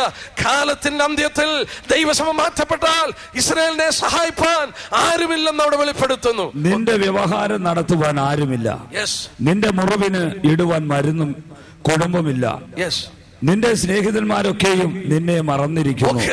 ഇസ്രായേലിനെ മടക്കി കൊണ്ടുവന്നു. അതിന്റെ 7-ാം വാക്യത്തിൽ യാക്കോബിന്റെ കഷ്ടകാലം പറഞ്ഞു. അതിന്റെ 13-14 വാക്യത്തിൽ നിന്റെ വ്യവഹാരം നടത്തുവാൻ ആരുമില്ല. 2, നിന്റെ സ്നേഹിതന്മാരൊക്കെയും നിന്നെ മറന്നിരിക്കുന്നു. ഇസ്രായേലിന്റെ സ്നേഹിതരായിരുന്നു അമേരിക്ക, ഇസ്രായേലിന്റെ പക്ഷത്തായിരുന്നു അമേരിക്ക. അമേരിക്കയുടെ ഫോറിൻ പോളിസി മാറുന്നു. 2001 സെപ്റ്റംബറിൽ ഭീകരന്മാർ ആ വേൾഡ് ട്രേഡ് സെന്റർ അടിച്ചിട്ടപ്പോൾ അമേരിക്കയുടെ പൗരന്മാർ ലോകത്തിൽ ഒരിടത്തും സുരക്ഷിതമല്ലെന്ന് വന്നപ്പോൾ പലസ്തീൻ ജനതയുടെ ആ ഭയങ്കരമായ വീഡിയോ അവർക്ക് മൂലം അമേരിക്കയിലെ പ്രൊഫസേഴ്സും അമേരിക്കയിലെ അക്കാഡമിക് ആളുകളും ഇസ്രായേലിനെ ബോയ്ക്കോട്ട് ചെയ്യണമെന്ന് ആവശ്യപ്പെട്ടുകൊണ്ട് കാര്യങ്ങൾ മുന്നോട്ട് പോകുമ്പോൾ ഇന്ന് രാത്രി എന്റെ കേൾവിക്കാരോട് ഞാൻ ചോദിക്കട്ടെ, ജെരമ്യാവ് 2500 വർഷം മുമ്പ് പ്രവചിച്ചത് ഞാനും നിങ്ങൾ ജീവിക്കുമ്പോൾ നിവർത്തിക്കപ്പെടുകയല്ലേ? അല്ലേ? നിന്റെ വ്യവഹാരം നടത്തുവാൻ ആരുമില്ലേ? നിന്റെ സ്നേഹിതന്മാർ നിന്നെ കൈവിടുന്നു. ഭയത്തോടെ കേട്ടുകൊള്ളുക, ഭയത്തോടെ ഓർത്തുകൊള്ളുക. നാം വന്നെത്തിയ ദിവസങ്ങളെ വിലയിരുത്തുക. ദൈവപുത്രൻ നമ്മോട് പറഞ്ഞു, കാലലക്ഷങ്ങളെ വിലയിരുത്തി കാലം അതിന്റെ അന്ത്യത്തിലെത്തുന്നു മനസ്സിലാക്കുക. അമേരിക്ക സാമ്പത്തികമായി തകരുന്നു. ഇസ്രായേലിനെ സഹായിപ്പാൻ പണമില്ല. ലോക പോലീസായി നിൽപ്പാൻ നിവൃത്തിയില്ല. അവർ സാമ്പത്തികമായി ഉലഞ്ഞു. അത് വിശദമായിട്ട് ഞാൻ എടുത്തുകൊള്ളാം. എന്റെ പ്രിയപ്പെട്ടവരെ, ബൈബിൾ പ്രവചനം അനുസരിച്ച് അമേരിക്ക ലോക രാഷ്ട്രീയ നേതൃത്വത്തിൽ നിന്ന് പുറകോട്ട് പോകും, യാതൊരു തർക്കവുമില്ല. ബൈബിൾ പ്രവചനത്തിന്റെ വെളിച്ചത്തിൽ ഞാൻ ചൂണ്ടിക്കാണിക്കാം. യെസ്, ഞാനും നിങ്ങൾ എത്തിയ ദിവസങ്ങളിൽ. എന്നാൽ ഒരു കാര്യം ഞാൻ ഓർപ്പിച്ചോട്ടെ, യഹൂദൻ മടങ്ങി വന്നു കഴിഞ്ഞു. യാക്കോബിന്റെ കഷ്ടകാലം, ആ കഷ്ടകാലത്തിന് കാര്യങ്ങൾ ഒരുക്കി. ആ വലിയ സാത്താൻ എന്ന് വിളിക്കപ്പെട്ട അമേരിക്ക മുറിവേറ്റിരിക്കുന്നു. അവരുടെ ഫോറിൻ പോളിസിക്ക് വ്യത്യാസം വന്നു. ഒബാമ പ്രപ്പോസ് ചെയ്തിട്ട് ഞാൻ അറിഞ്ഞു, ഗാസ ഭരിക്കുന്ന ഹമാസിനെ അംഗീകരിക്കണം. അമേരിക്കയുടെ പോളിസിയിൽ ഒരിക്കലും സംഭവിക്കാത്തൊരു കാര്യം. ഹമാസിനെ അംഗീകരിക്കണം, തീവ്രവാദികളെ അംഗീകരിക്കണം. അടുത്ത ദിവസങ്ങളിൽ പത്രങ്ങളിൽ ശ്രദ്ധിച്ചോ, നമ്മളെ ഞെട്ടിപ്പിക്കുന്ന വാർത്തകൾ വരുമ്പോൾ ഓർത്തോ, നമ്മൾ ഏതാണ്ട് ഈ ലോകവാസം അവസാനിപ്പിക്കാൻ പോവുകയാണ്. ബൈബിൾ പ്രവചനമല്ലാതെ നമ്മുടെ പാതയ്ക്ക് പ്രകാശം തരുവാൻ ആരുമില്ല. പ്രിയപ്പെട്ടവരെ, ഒന്ന് ശ്രദ്ധിച്ചാട്ടെ. സഖറിയ പ്രവചനം 12 എടുക്കാം. ഞാൻ 1-2 കാര്യങ്ങളോടെ ചൂണ്ടിക്കാണിച്ചോട്ടെ. സഖറിയ പ്രവചനം 12-ാം അധ്യായത്തിന്റെ 3-ാമത്തെ വാക്യം. അന്നാളിൽ ഞാൻ യെരുശലേമിനെ സകല ജാതികൾക്കും ഭാരമുള്ള കല്ലാക്കി വെക്കും, അതിനെ ചുമക്കുന്നവരൊക്കെയും കഠിനമായി മുറിവേൽക്കും. ഭൂമിയിലെ സകല ജാതികളും അതിന് വിരോധമായി കൂടി വരും. ആ വാക്യം കണ്ടോ? ഭൂമിയിലെ സകല ജാതികളും, അമേരിക്ക ഉൾപ്പെടെയുള്ള സകല രാജ്യങ്ങളും, സ്വർഗത്തിലെ ദൈവം പറഞ്ഞു, ഒരു രാജ്യം പോലും ഇല്ലാതെ, ഒരു രാജ്യം പോലും ഇല്ലാതെ ഭൂമിയിലെ സകല ജാതികളും അവർക്ക് വിരോധമായി വരും. കാരണം എന്നാ? അവർ മൂലം ലോകം മുറിപ്പെടാൻ പോവുകയാണ്. അവർ മൂലം ലോകത്തിന്റെ സുരക്ഷിതത്വത്തിന് വലിയ ഉലച്ചിൽ സംഭവിക്കാൻ പോവുകയാണ്. ഒന്നുകൂടെ 14-ാം അധ്യായത്തിന്റെ 2-ാമത്തെ വാക്യം. 2-ാം വാക്യം. ഞാൻ സകല ജാതികളെയും യെരുശലേമിനോട് യുദ്ധത്തിനായി കൂട്ടിവരുത്തും. നഗരം പിടിക്കപ്പെടുകയും വീടുകളെ കൊള്ളയിടുകയും സ്ത്രീകളെ വഷളാക്കുകയും നഗരത്തിന്റെ പാതി പ്രവാസത്തിലേക്ക് പോവുകയും ചെയ്യും. ജനത്തിൽ ശേഷിപ്പുള്ളവരോ നഗരത്തിൽ നിന്ന് ഛേദിക്കപ്പെടുക ഇല്ല. ഈ രാത്രി ഒന്ന് ശ്രദ്ധിച്ചാട്ടെ. ഞാൻ ഈ 2 വാക്യങ്ങൾ വായിച്ചതിന്റെ കാരണം, സകല ജാതികളും അവർക്ക് വിരോധമായി. കഴിഞ്ഞ രാത്രി ഞാൻ ഓർപ്പിച്ചല്ലോ, ഭൂമിയുടെ കേന്ദ്രത്തിലാണവർ, വാർത്തകളുടെ മധ്യത്തിലാണവർ, ലോകരാഷ്ട്രങ്ങളുടെ വെറുപ്പിന്റെ കേന്ദ്രമാണ്. ലോകരാഷ്ട്രങ്ങൾക്ക് ആവശ്യമുള്ള ഒരു രാഷ്ട്രമാണ്. വളരെ വിരോധാഭാസമായ കാര്യങ്ങൾ ഇസ്രായേലിനുള്ള ബന്ധത്തിൽ സംഭവിക്കുമ്പോൾ കർത്താവായ യേശു ക്രിസ്തുവോട് പറഞ്ഞു, ഉണർന്നിരുന്ന് പ്രാർത്ഥിച്ചോണം. വാച്ച് ആൻഡ് പ്രേ. കാര്യങ്ങൾ വിലയിരുത്തണം. എബ്രായലേഖനം 10-ാം അധ്യായത്തിൽ വിശുദ്ധന്മാരോട് ഇങ്ങനെ പറഞ്ഞു, നാളുകൾ സമീപിക്കുന്നെന്ന് കാണും തോറും നിങ്ങൾ അധികമായി നിങ്ങൾ ആത്മീയവർദ്ധന വരുത്തുവാൻ ആവശ്യപ്പെടുമ്പോൾ കാലം സമീപിക്കുന്നെന്ന് നിങ്ങൾ കാണും തോറും. ഈ രാത്രി ഞാൻ ചോദിച്ചോട്ടെ, ദൈവഭക്തരായ വിശുദ്ധന്മാരായി എന്റെ മുന്നിലിരിക്കുന്ന പ്രിയപ്പെട്ടവരോട് ഞാൻ ചോദിക്കട്ടെ, നമുക്ക് കാണുവാൻ കഴിയുന്നില്ലേ? കാണുവാൻ കഴിയുന്നു. പ്രവാചകന്മാർ രേഖപ്പെടുത്തിയ പോലെ കാര്യങ്ങൾ എത്ര ഗൗരവമായി നടന്നുകൊണ്ടിരിക്കും. എന്റെ പ്രിയപ്പെട്ടവരെ, പലസ്തീൻ പ്രശ്നം ഒരു കോംപ്ലക്സ് പ്രശ്നമാണ്. ആർക്കും പരിഹരിപ്പാൻ വയ്യാത്ത ഒരു സങ്കീർണമായ പ്രശ്നമാണ്. ലോകരാജ്യങ്ങൾ അത് അറിയുന്നില്ലേ? ലോകം ചിന്തിക്കുന്നുണ്ട്, ഒരു ഓസ്ലോ കരാർ ഒപ്പുവെച്ചാലോ, ഒരു ക്യാമ്പ് ഡേവിഡ് അക്കോർഡ് ഒപ്പുവെച്ചാലോ വേണ്ട. Road map for peace America മുന്നോട്ട് വെച്ച സമാധാന ഉടമ്പടി മൂലം പലസ്തീൻ ഒരു രാഷ്ട്രം രൂപീകരിച്ചാൽ പ്രശ്നം തീരുമെന്ന് പറയുമ്പോൾ ഞാൻ ഇന്ന് രാത്രി ഓർപ്പിക്കട്ടെ, സാധ്യമല്ല. മനുഷ്യൻ തെറ്റായി ധരിക്കുന്നു, അത് പ്രശ്നം തീരത്തില്ല. ഇസ്രായേൽ പലസ്തീൻ പ്രശ്നം കോംപ്ലക്സ് ഇഷ്യൂ ആണ്. അത് സങ്കീർണമായ പ്രശ്നമാണ്. എന്താണത് സങ്കീർണമായ പ്രശ്നം? ലോകത്തിനത് മനസ്സിലാക്കുവാൻ കഴിയുന്നില്ലേ? ഞാനിത് വായിക്കുമ്പോൾ, ഇത് പറയുമ്പോൾ ഒരു സത്യം ഓർപ്പിച്ചോട്ടെ. 1938 സെപ്റ്റംബർ മാസം 30-ാം തീയതി ഇംഗ്ലണ്ടിലെ പ്രധാനമന്ത്രിയായിരുന്ന ചെമ്പർലിൻ ജർമ്മനിയുടെ ചാൻസലറായ അഡോൾഫ് ഹിറ്റ്ലറിന്റെ അടുക്കൽ ചെന്ന് ഒരു സമാധാന ഉടമ്പടി ഉണ്ടാക്കി. 1938 സെപ്റ്റംബർ 30 ചെമ്പർലൈൻ മടങ്ങി വന്ന് ബ്രിട്ടീഷ് ജനതയോട് ഇങ്ങനെ പറഞ്ഞു, ഒരു ബ്രിട്ടീഷ് പ്രൈം മിനിസ്റ്റർ സമാധാനമായി മടങ്ങി വന്നു. നിങ്ങൾ സമാധാനമായി ഉറങ്ങിക്കൊള്ളുക, ഇനി യുദ്ധമുണ്ടാകത്തില്ലേ. ഞാൻ പറയട്ടെ, ബ്രിട്ടീഷ് ജനത അത് വിശ്വസിച്ചു. ആ സമാധാന ഉടമ്പടി സത്യമാണെന്ന് അവർ വിശ്വസിച്ചു. ഒരു വർഷം കഴിഞ്ഞപ്പോൾ പോയി ഉറങ്ങിക്കൊള്ളാൻ പറഞ്ഞ ജനത്തിന്റെ ഉറക്കം കെടുത്തി 57 ദശലക്ഷം ആളുകളെ യൂറോപ്പിൽ കൊന്നൊടുക്കിക്കൊണ്ട് ആ ജർമ്മനി രണ്ടാം ലോക യുദ്ധം ആരംഭിച്ചു. കാപട്യത്തിന്റെ സമാധാന ഉടമ്പടിയായിരുന്നു. ഈ രാത്രി ഞാൻ പറയട്ടെ, ഈ കേൾക്കുന്ന സമാധാന ഉടമ്പടികൾ കാപട്യത്തിന്റെ ഉടമ്പടിയാണ്. നിങ്ങൾ ചോദിച്ചേക്കാം, എങ്ങനെ പറയാൻ കഴിയും? വിശുദ്ധ വേദപുസ്തക പ്രവചനത്തെ ആധാരമാക്കി ഞാൻ പറയാം, ചരിത്രത്തെ അപഗ്രഥിച്ച് ഞാൻ പറയാം. നിങ്ങൾ ഇന്ന് ആവർത്തിച്ച് കേൾക്കുന്ന ഒരു സമാധാന ഉടമ്പടിയുണ്ട്, ഓസ്ലോ കരാറ്. നിങ്ങൾക്കറിയാം, ഓസ്ലോ കരാർ എപ്പോൾ ആരംഭിച്ചു? ഇറാഖ് കുവൈറ്റിനെ ആക്രമിച്ച സമയം ഇസ്രായേലിനെ യുദ്ധത്തിൽ വലിച്ചഴിക്കുവാൻ ഇറാഖ് 39 സ്കഡ് മിസൈലുകൾ ഇസ്രായേൽ ദേശത്തോട്ട് അയച്ചു. ഇസ്രായേൽ ആ സ്കഡ് മിസൈൽ വന്നു, അവരുടെ കെട്ടിടങ്ങൾ തകർന്നു, പലരും അവിടെ മരിച്ചു.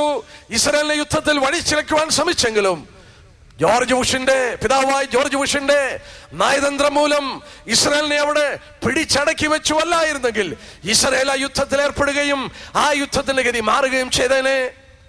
എന്നാൽ അവിടെ മറ്റൊരു കാര്യം സംഭവിച്ചു. ആ സ്കഡ് മിസൈൽ വന്ന് വീണത് ലോകരാഷ്ട്രങ്ങൾ അപലപിച്ചപ്പോൾ 2 കൂട്ടരും മാത്രം സന്തോഷിച്ചു. 1 ജോർദാനിലുള്ളവരും 2 പലസ്തീനികളും. അതിന്റെ ഫലമായി സമാധാനത്തിന്റെ സംഭാഷണം ആരംഭിച്ചു. 1991 സമാധാന ഉടമ്പടി അതിന്റെ ഫലമായി നോർവേയിലുള്ള ഓസ്ലോയിൽ ഒപ്പുവെച്ചു.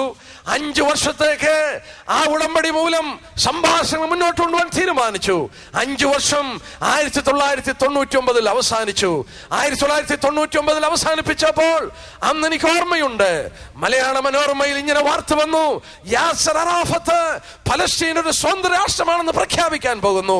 അമേരിക്കയുടെ സമ്മർദ്ദം മൂലം അത് അല്പകാലം കൂടെ മാറ്റിവെച്ചപ്പോൾ മനോരമ ഇങ്ങനെ എഴുതി, സ്ഫോടനാത്മകമായ സംഭവങ്ങൾക്ക് വഴിതെളിക്കാവുന്ന ഈ കാര്യം അല്പകാലം കൂടെ മാറിയിരിക്കുന്നു. മലയാള മനോരമ റിപ്പോർട്ട് ചെയ്തു. എന്താ കാരണം? ഒരു സ്വതന്ത്ര രാഷ്ട്രമുണ്ടാക്കാൻ യാസർ അറാഫത്ത് പ്രഖ്യാപിക്കാൻ പോയി. 99 ഓസ്ലോ കരാറ് അവസാനിച്ചു. ആ ഓസ്ലോ കരാർ അവസാനിച്ചതിന്റെ ഫലമായി ഇന്ന് ഒരു പലസ്തീൻ രാഷ്ട്രമല്ല, പലസ്തീൻ അതോറിറ്റി ഉണ്ടായി. നിങ്ങൾക്കറിയാമോ, വെസ്റ്റ് ബാങ്കിന്റെ പ്രദേശത്തുള്ള ഏതാണ്ട് 8 പട്ടണങ്ങൾ വിട്ടുകൊടുത്തു. ജൂഡിയ ശമരി എന്നറിയപ്പെടുന്ന ഇസ്രായേലിന്റെ കയ്യിലിരുന്ന പ്രദേശം, യെരിഹോ, ബേത്ലഹേം, ഹെബ്രോൻ മുതലായ ബൈബിളിന്റെ പ്രധാനപ്പെട്ട സ്ഥലങ്ങൾ വിട്ടുകൊടുത്ത് ഒരു പലസ്തീൻ അധികാരികളെ ഉണ്ടാക്കി. പലസ്തീൻ രാഷ്ട്രം ഉണ്ടാക്കിയില്ല. ഇന്നും പലസ്തീൻ രാഷ്ട്രം ഉണ്ടായിട്ടില്ല. പലസ്തീൻ അധികാരികളെ ഉള്ളൂ. എന്നാൽ അവര് ശക്തമായി ശബ്ദമുയർത്തുന്നു, പലസ്തീൻ രാഷ്ട്രം രൂപീകരിക്കണം. എന്നാൽ ഇന്ന് ആ വാസ്തവത്തിൽ സ്ഥലങ്ങൾ അവർ മേടിച്ചപ്പോൾ, ഞാൻ ചുരുക്കി പറയട്ടെ, എല്ലാവരുടെയും പേരുകൾ പറയാൻ നിവൃത്തിയില്ല. ലോകം കബളിപ്പിക്കപ്പെട്ടു എന്നുള്ളത് ഞാൻ പറഞ്ഞതിന്റെ കാരണം അവിടെ നിന്ന് കേട്ട ശബ്ദങ്ങൾ ഞാൻ കുറിച്ചു വെച്ചു. എന്താണെന്ന് ചോദിച്ചാൽ, ഒരു ഇസ്രായേൽ രാഷ്ട്രമില്ലാതെ അവരെ പൂർണ്ണമായി ജോർദാൻ തുടങ്ങി മെഡിറ്ററേനിയൻ വരെ അവർക്കൊരു ഭൂമിയില്ലാതെ തുടച്ചു കളഞ്ഞിട്ട് ഞങ്ങൾ സമാധാനമായിരിക്കുകയുള്ളൂ. ഇന്ന് ഞങ്ങൾ ഈ ഭൂമി കൈവശപ്പെടുത്തിയത് ഞങ്ങൾക്ക് നിന്ന് അവരോട് യുദ്ധം ചെയ്യുവാൻ ഒരു ഭൂമിക്ക് വേണ്ടിയാണ്. നിങ്ങൾ ചിന്തിക്കുന്നോ പലസ്തീൻ രാഷ്ട്രം രൂപീകരിച്ചാൽ സമാധാനം ഉണ്ടാകുമെന്ന്? ഇല്ല. കാരണം എന്നാണ്? ഞാൻ പറയട്ടെ, 1948 ഇസ്രായേൽ രൂപീകരിച്ചത്. 48 ഇസ്രായേൽ രൂപീകരിക്കുമ്പോൾ ഈ പലസ്തീനിലെ ആളുകൾ ആ പ്രദേശത്തുണ്ടായിരുന്നു. അന്ന് എന്തുകൊണ്ട് ഒരു പലസ്തീൻ രാഷ്ട്രം രൂപീകരിച്ചില്ല? 1947 UN റെസൊല്യൂഷൻ 181 പലസ്തീനെ മൂന്നായി തിരിച്ച് യഹൂദനൊരു മാതൃരാജ്യം, പലസ്തീൻ രാഷ്ട്രത്തിനൊരു മാതൃരാജ്യം, യെരുശലേം ഒരു അന്തർദേശ കമ്മിറ്റിയുടെ കീഴിൽ കൊണ്ടുവരാമെന്ന് 1947 UN തീരുമാനിച്ചു. UN resolution 181. അന്ന് എന്തുകൊണ്ട് പലസ്തീനികളും അറബികളും അത് സമ്മതിച്ചില്ല? എന്തുകൊണ്ടെന്നറിയാമോ? ഒരു ഇസ്രായേൽ രാഷ്ട്രം അവിടെ കാണുവാൻ അവർ ആഗ്രഹിച്ചില്ലേ.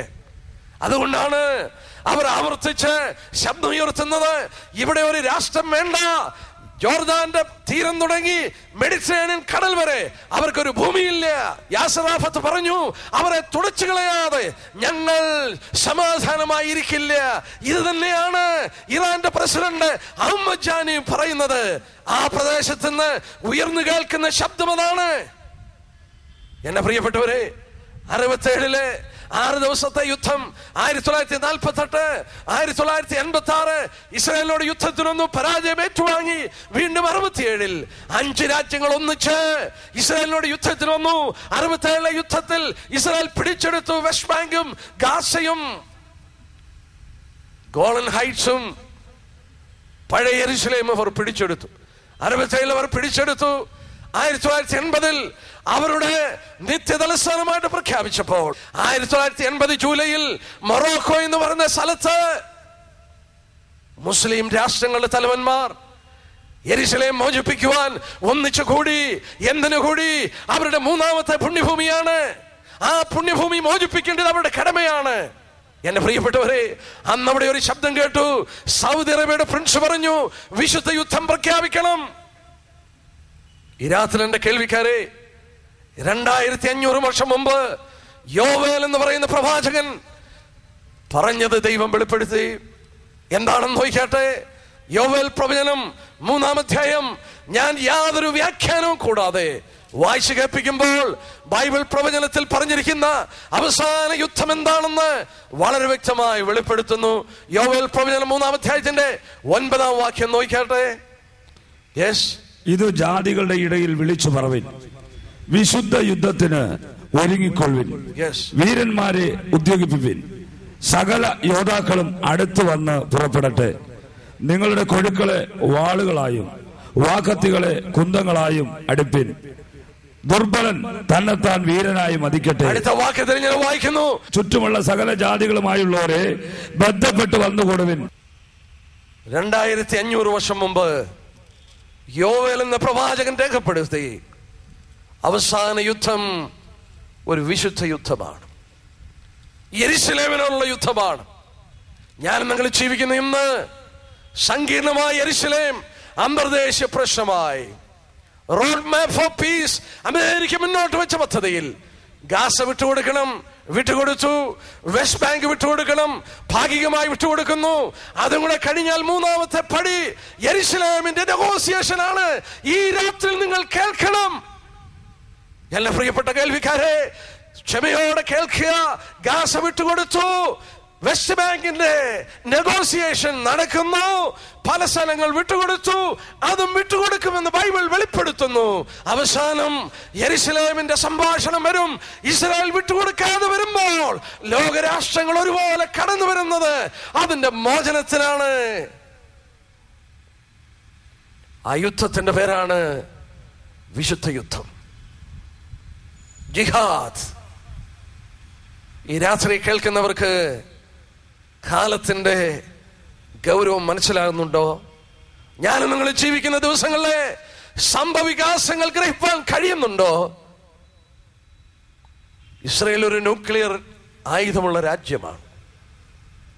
73-ൽ 13 ന്യൂക്ലിയർ ആയുധങ്ങൾ യോം കിപ്പർ വാറിൽ അവർ ഒരുക്കിയതാണ്. ഞങ്ങളും നശിക്കട്ടെ, സാംസൺ ഓപ്ഷൻ എന്ന് പറഞ്ഞുകൊണ്ട് ചുറ്റുമുള്ള രാജ്യങ്ങളെ കത്തിപ്പാൻ അവർ തീരുമാനിച്ചു. 3 വർഷം കഴിഞ്ഞ് ആ വാർത്ത ലോകം മനസ്സിലാക്കി. നിങ്ങൾ ചിന്തിക്കുന്നോ പലസ്തീൻ പ്രശ്നം, പലസ്തീൻ രാഷ്ട്രം രൂപീകരിച്ചാൽ ഈ പ്രശ്നം തീരുമെന്ന്? ഒന്നുകൂടി ഞാൻ പറയട്ടെ, ഇസ്രായേൽ പിടിച്ചെടുത്ത ഭൂമി വിട്ടുകൊടുക്കണം. നമ്മുടെ വാർത്താ മാധ്യമങ്ങളിൽ നമ്മുടെ രാഷ്ട്രീയ നേതാക്കന്മാർ പറഞ്ഞത് പേര് പറയാതെ ഞാൻ പറയട്ടെ, അധിനിവേശ ഭൂമി കൈവശമാക്കിയിരിക്കുന്ന ഇസ്രായേൽ. ഏതാണ് അധിനിവേശ ഭൂമി? 67-ൽ പിടിച്ചെടുത്ത സ്ഥലമാണ്. ഈ രാത്രി ഞാൻ ചോദിക്കട്ടെ, 1964 PLO ഫോം ചെയ്യുന്നത്. 64 PLO ഫോം ചെയ്തു. Palestinian liberal organisation PLO form ചെയ്ത് വീണ്ടും 3 വർഷം കഴിഞ്ഞ് 67 യുദ്ധം നടക്കുന്നത്. PLOയുടെ ചാർട്ടർ എന്താണ്? PLOയുടെ ചാർട്ടർ എന്താണ്? അന്ന് അധിനിവേശ ഭൂമിയില്ല. അന്നത്തെ ചാർട്ടർ ഈ ഭൂമി പ്രദേശത്ത് നിന്ന്, മധ്യപൂർവ്വദേശത്ത് നിന്ന് ഇസ്രായേലിനെ തുടച്ചു കളയണം. ആ ചാർട്ടർ ഒന്നും മാറ്റിയിട്ടില്ലേ? ആ ചാർട്ടർ മാറ്റിയിട്ടില്ലേ? 64 PLOയുടെ ചാർട്ടർ അവർ എഴുതി വെച്ചു. അറബ് ലീഗ് അത് തന്നെ സമ്മതിച്ചു. മധ്യപൂർവ്വദേശത്തിൽ അത് തന്നെ ഇന്നും ആയിരിക്കുന്നു. എന്റെ കയ്യിൽ അതിന്റെ വിശദീകരണമുണ്ട്. ഒന്നൊന്നായി പറയുവാൻ കഴിയും. എന്നാൽ ചുരുക്കി, സമയത്തിന്റെ ചുരുക്കം കൊണ്ട് ഞാൻ പറയട്ടെ. ആര് പരിഹരിക്കും? ആരും പരിഹരിക്കില്ലേ? ആരും പരിഹരിക്കില്ലേ? ലോകരാഷ്ട്രങ്ങൾ പരിഹരിക്കില്ല. ഇത് അവസാനമായി ഒരു വിശുദ്ധ യുദ്ധമായി പരിണമിച്ച് ഒരു ന്യൂക്ലിയർ യുദ്ധത്തിൽ അവസാനിച്ച് ലോകം വാസ്തവത്തിൽ ഭയാനകമായ വിപത്തിലേക്ക് നീങ്ങി. കർത്താവിന്റെ വാക്കുകളിൽ പറഞ്ഞാൽ ഇതുവരെ സംഭവിച്ചിട്ടില്ലാത്തതും ഇനിമേൽ സംഭവിക്കാത്തതുമായ വലിയ കഷ്ടം അന്നുണ്ടാകും. എന്നാൽ ഇതുള്ള ബന്ധത്തിൽ എന്റെ മനസ്സിൽ ഓടി വന്നൊരു കാര്യം ഞാൻ ഓർപ്പിച്ചോട്ടെ. യെസക്കേൽ പ്രവചനം എടുത്താട്ടെ. യെസക്കേൽ പ്രവചനം. എന്റെ പ്രിയപ്പെട്ട കേൾവിക്കാരെ, 3 ദിവസത്തിനുള്ളിൽ വളരെ പരിമിതിക്കുള്ളിൽ നിന്ന് സമയത്തിന്റെ പരിമിതിക്കുള്ളിൽ നിന്നുകൊണ്ട് ഞാനിത് ഓർപ്പിക്കുമ്പോൾ ഇത് വിശദീകരിക്കാൻ എനിക്ക് കഴിയാഞ്ഞിട്ടല്ല, പറയുവാൻ എനിക്ക് നിവൃത്തിയില്ല. എന്നാൽ എന്റെ കേൾവിക്കാർ ലളിതമായി ഈ സത്യം മനസ്സിലാക്കണമെന്നുള്ള ഒറ്റ ആഗ്രഹത്തോടു കൂടെ അടർത്തിയെടുത്തുകൊണ്ട് അവിടെ നിന്ന് ഇവിടെ നിന്ന് ഞാൻ പെറുക്കിയെടുത്ത് പറയുകയാണ്. അതിന്റെ യെസക്കേൽ 38 ആദ്യം അതിന്റെ 17-ാം വാക്യം ഒന്ന് വായിക്കാം. ആ വാക്യം ഒന്ന് ശ്രദ്ധിച്ചാട്ടെ. പണ്ടത്തെ കാലത്ത് അനേക സംവത്സരങ്ങൾക്ക് മുമ്പ് പ്രവാചകന്മാർ മുഖാന്തരം ഞാൻ അരുളി ചെയ്ത് നിന്നെ കുറിച്ചല്ലയോ? ഞാൻ അന്ന് അരുളി ചെയ്ത് നിന്നെ കുറിച്ചല്ലയോ? 39-8 ഒന്ന് വായിച്ചാട്ടെ. 39-8 ഇതാ അത് വരുന്നു, അത് സംഭവിക്കും എന്ന് യഹോവയായ കർത്താവിന്റെ അരുളപ്പാട്. ഇതത്രേ ഞാൻ അരുളി ചെയ്ത ദിവസം. ഇതാണ് ഞാൻ അരുളി ചെയ്ത ദിവസം. എന്താണ് ആ ദിവസം? യെസക്കേൽ ഞാൻ ഒന്ന് ലളിതമായി പറയട്ടെ. 36, 37 അധ്യായം കഴിഞ്ഞ് 38, 39 അധ്യായം പറയുന്നു. 36, 37 അധ്യായങ്ങൾ യഹൂദന്റെ മടങ്ങിവരവാണ് വിഷയം. ഞാൻ ഓർപ്പിച്ചു കഴിഞ്ഞ രാത്രിയിലും 36-ാം അധ്യായത്തിൽ ഏതാണ്ട് 21 പ്രാവശ്യം ഞാനത് ചെയ്യുമെന്ന് ദൈവം പറഞ്ഞ് അവരെ മടക്കി കൊണ്ടുവന്നു. 36-ാം അധ്യായം, 37-ാം അധ്യായം ജാതികളുടെ ശവക്കുഴി തുറന്ന് ഞാൻ അവരെ ജാതികളുടെ ശവക്കുഴി തുറന്ന് ഇസ്രായേൽ ഗൃഹത്തിൽ വീണ്ടും കൊണ്ടുവരും. അത് സംഭവിച്ചു കഴിഞ്ഞു. 38-ാം അധ്യായത്തിന്റെ മറ്റൊരു വാക്യം നോക്കാം. 38-ാം അധ്യായത്തിന്റെ 8-ാം വാക്യം. 38-8 ഏറിയ നാൾ കഴിഞ്ഞ് നീ സന്ദർശിക്കപ്പെടും. വാളിന് ഒഴിഞ്ഞു പോന്നതും പല ജാതികളിൽ നിന്ന് ശേഖരിക്കപ്പെട്ടതുമായ ഒരു രാജ്യത്തേക്ക് നീ ഒടുക്കം വന്നു ചേരും. നിരന്തര ശൂന്യമായി കിടന്നിരുന്ന ഇസ്രായേൽ പർവ്വതങ്ങളിൽ തന്നെ ഏറിയ നാൾ കഴിഞ്ഞിട്ട് after many days, in the later days, അവസാന കാലത്തിൽ ദൈവം തന്നെ അധ്യായത്തിൽ പറഞ്ഞു, പണ്ടത്തെ കാലത്ത് പ്രവാചകന്മാർ മുഖാന്തരം ഞാൻ അരുളി ചെയ്ത ദിവസമല്ല ഇത്. അതെ, അത് വന്നിരിക്കുന്നു. ഈ രാത്രിയിലെ കേൾവിക്കാരോട് പറയട്ടെ, ഈ പണ്ട് കാലത്ത് 2400 വർഷം മുമ്പ് ദൈവം അരുളി ചെയ്തു. വാളിൽ ഒഴിഞ്ഞു പോന്ന ഒരു കൂട്ടം ജനം, അവരെ ലോകത്തിന്റെ വിവിധ ഭാഗങ്ങളിൽ നിന്ന് വീണ്ടും അവിടെ ഞാൻ കൂട്ടിവരുത്തുമ്പോൾ ഞാൻ ചില കാര്യങ്ങൾ പ്രവചിച്ചു. അത് സംഭവിക്കും. എന്താണത്? നീ ഇസ്രായേൽ പർവ്വതത്തിൽ കയറി വരും, നീ അവരോട് യുദ്ധത്തിന് വരും. എന്നാൽ അവിടെയുള്ള ഒരൊറ്റ വാക്യം ഞാൻ എടുത്തോട്ടെ. അവിടെ ദൈവം ഏതെല്ലാം രാജ്യങ്ങൾ യുദ്ധത്തിന് വരുമെന്ന് പറഞ്ഞു. അതിൽ 5-ാം വാക്യം ഒന്ന് വായിക്കാം. 38-5 അവരോടുകൂടെ ഒട്ടൊഴിയാതെ പരിചയും തലക്കോരിയും ധരിച്ച് പാർസികൾ, കൂശ്യർ, പൂത്യർ, മതി രാഷ്ട്രങ്ങളുടെ പട്ടിക പറഞ്ഞ് റഷ്യയുടെ നേതൃത്വത്തിൽ ഇസ്രായേലിനെ ആക്രമിക്കാൻ കടന്നു വരുന്ന രാഷ്ട്രങ്ങളെ കുറിച്ച് പറഞ്ഞപ്പോൾ ആദ്യം പറഞ്ഞ രാഷ്ട്രം പാർസികൾ അല്ലെങ്കിൽ പേർഷ്യ. ആരാണ് ഈ പേർഷ്യ? ആധുനിക ഇറാൻ. ഇസ്രായേൽ രാഷ്ട്രം വീണ്ടും അവരുടെ രാജ്യത്ത് മടങ്ങി വന്നാൽ പണ്ടേ കാലത്ത് ദൈവം പ്രവചിച്ചു, ദൈവം പറയുന്നു, ഇതല്ലേ ആ ദിവസം, അത് സംഭവിക്കും. എന്താണത്? പണ്ട് ദൈവം പറഞ്ഞു, പേർഷ്യ, ഇറാൻ മറ്റ് രാജ്യങ്ങളോട് ചേർന്ന് റഷ്യയുടെ നേതൃത്വത്തിൽ അവർ ആക്രമിക്കാൻ വരും. എന്തിനാണ് ഇറാൻ എന്നുള്ളൊരു വാക്ക് ഞാൻ എടുത്തു പറഞ്ഞെന്ന് പറയാം. ഞാനത് എടുത്തു പറയാൻ ഒരു കാരണമുണ്ട്. ജോർജ് ബുഷ് ഇറാനെ കുറിച്ച് പറഞ്ഞപ്പോൾ, അവരുടെ വേൾഡ് ട്രേഡ് സെന്റർ അടിച്ചിട്ടപ്പോൾ ജോർജ് ബുഷ് ഇങ്ങനെ പറഞ്ഞു, ആക്സിസ് ഫോർ ഇവിൾ, തിന്മയുടെ അച്ചുതണ്ടെന്ന് പറഞ്ഞത് 3 രാജ്യമാണ്: ഇറാഖ്, നോർത്ത് കൊറിയ, ഇറാൻ. എന്തുകൊണ്ടാണ് ഇറാനെ ഈ ദുഷ്ടതയുടെ അച്ചുതണ്ടെന്ന് പറയാൻ കാരണം? ലോകത്തിൽ തീവ്രവാദം കയറ്റി അയക്കുന്നു, ഭീകരന്മാരെ ട്രെയിൻ ചെയ്യുന്നു. ഏതാണ്ട് 4 മില്യൺ ബാരൽ ഓയിൽ ലോകത്തിൽ ഏറ്റവും അധികം എണ്ണ ഉൽപ്പാദിപ്പിക്കുന്ന രാജ്യങ്ങളിൽ ഒന്ന്. ആ രാജ്യത്തിന്റെ പണം ഇസ്രയേലിന് വിരോധമായുള്ള തീവ്രവാദികളെ വളർത്തിയെടുപ്പാൻ, ഹെസ്ബുള്ള എന്ന് പറയുന്ന ഇസ്രയേൽ ലെബനോനിൽ യുദ്ധത്തിൽ എന്ന് ജയിച്ചോ ഇല്ലയോ എന്ന് പറയാൻ നിവൃത്തിയില്ല. ഹെസ്ബുള്ളയോട് പോരാടുവാൻ ബുദ്ധിമുട്ട് അനുഭവപ്പെട്ടു. കാരണം അവരുടെ പുറകിൽ ഇറാൻ ട്രെയിൻ ചെയ്ത് പണം കൊടുത്ത് അവരെ അണിനിരത്തിയപ്പോൾ ഒരു കാര്യം ഓർക്കണം, തീവ്രവാദം അവർ കയറ്റി അയക്കുന്നു. എന്നാൽ ഈ രാത്രിയിൽ ഭയത്തോടെ ഓർക്കേണ്ട ഒരു കാര്യം ഞാൻ പറയാം. ലോകത്തിലുള്ള മുസ്ലിം മതവിശ്വാസികൾ രണ്ടായിട്ട് തിരിഞ്ഞിട്ടുണ്ട്. മിതവാദികളും തീവ്രവാദികളും. ഏറിയ പങ്കും സമാധാനം കൊതിക്കുന്നു, ഏറിയ പങ്കും സമാധാനത്തിൽ ജീവിക്കാൻ ആഗ്രഹിക്കുമ്പോൾ തീവ്രവാദത്തിന് വേണ്ടി ഒരു ഭാഗം കൊടുത്തു കഴിഞ്ഞു.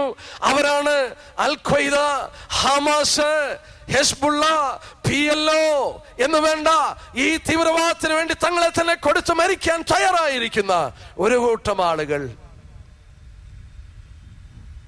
എന്റെ പ്രിയപ്പെട്ട കേൾവിക്കാരെ, ഏറ്റവും ഭയപ്പെടേണ്ടത് ഇറാൻ എന്ന് പറയുന്നത് നമ്മുടെ ഈ പ്രദേശത്ത് കാണുന്ന മുസ്ലിം വിശ്വാസികളിൽ നിന്ന് വിഭിന്നമായ ഒരു വിശ്വാസമുള്ളവരാണ്. അവരെ പറയുന്നു ഷിയ മുസ്ലിങ്ങൾ. ഇവിടെയുള്ള മുസ്ലിങ്ങൾ സുന്നി മുസ്ലിങ്ങളാണ്. സുന്നി മുസ്ലിങ്ങളാണ് മധ്യപൂർവ്വദേശത്തിലേറിയ രാജ്യത്തും. ഇവിടെയുള്ളവരും സുന്നി മുസ്ലിങ്ങളാണ്. എന്നാൽ ഇറാനിലുള്ളത് ഷിയ മുസ്ലിങ്ങളാണ്. അവരുടെ വിശ്വാസം അപകടമാണെന്ന് ഞാൻ ഓർപ്പിക്കട്ടെ. ഇന്ന് അവിടെ ഭരിക്കുന്ന അഹമ്മദിജാനി വിശ്വസിക്കുന്നു തന്റെ വിശ്വാസം തന്നെ ഭരണത്തിൽ കൊണ്ടുവന്നത് ഇമാം മഹദിയുടെ വരവിന് വഴിയൊരുക്കുവാനാണ്. ആരാണ് ഇമാം മഹദി? ബാല്യപ്രായത്തിൽ അവരുടെ പ്രവാചകനായ മുഹമ്മദിന്റെ മരുമകനായിരുന്ന അലിയുടെ വംശത്തിൽ പിറന്ന ഒരു പൈതൽ ചെറുപ്പത്തിൽ തന്നെ AD 471 ഈ ഭൂമിയിൽ നിന്ന് അപ്രത്യക്ഷമായി.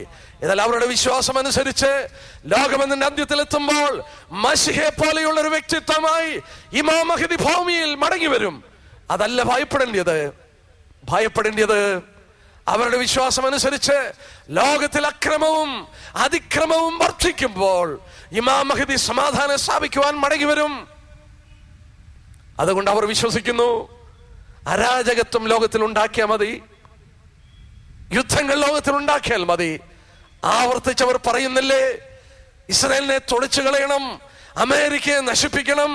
ഒരു കാര്യം ഈ രാത്രി ഓർക്കണം, UN അംഗത്വമുള്ള ഒരു രാജ്യം ആദ്യമായിട്ടാണ് ആ അംഗത്വമുള്ള മറ്റൊരു രാജ്യത്തെ തുടച്ചു കളയണമെന്ന് ആവർത്തിച്ചു പറയുന്നത്.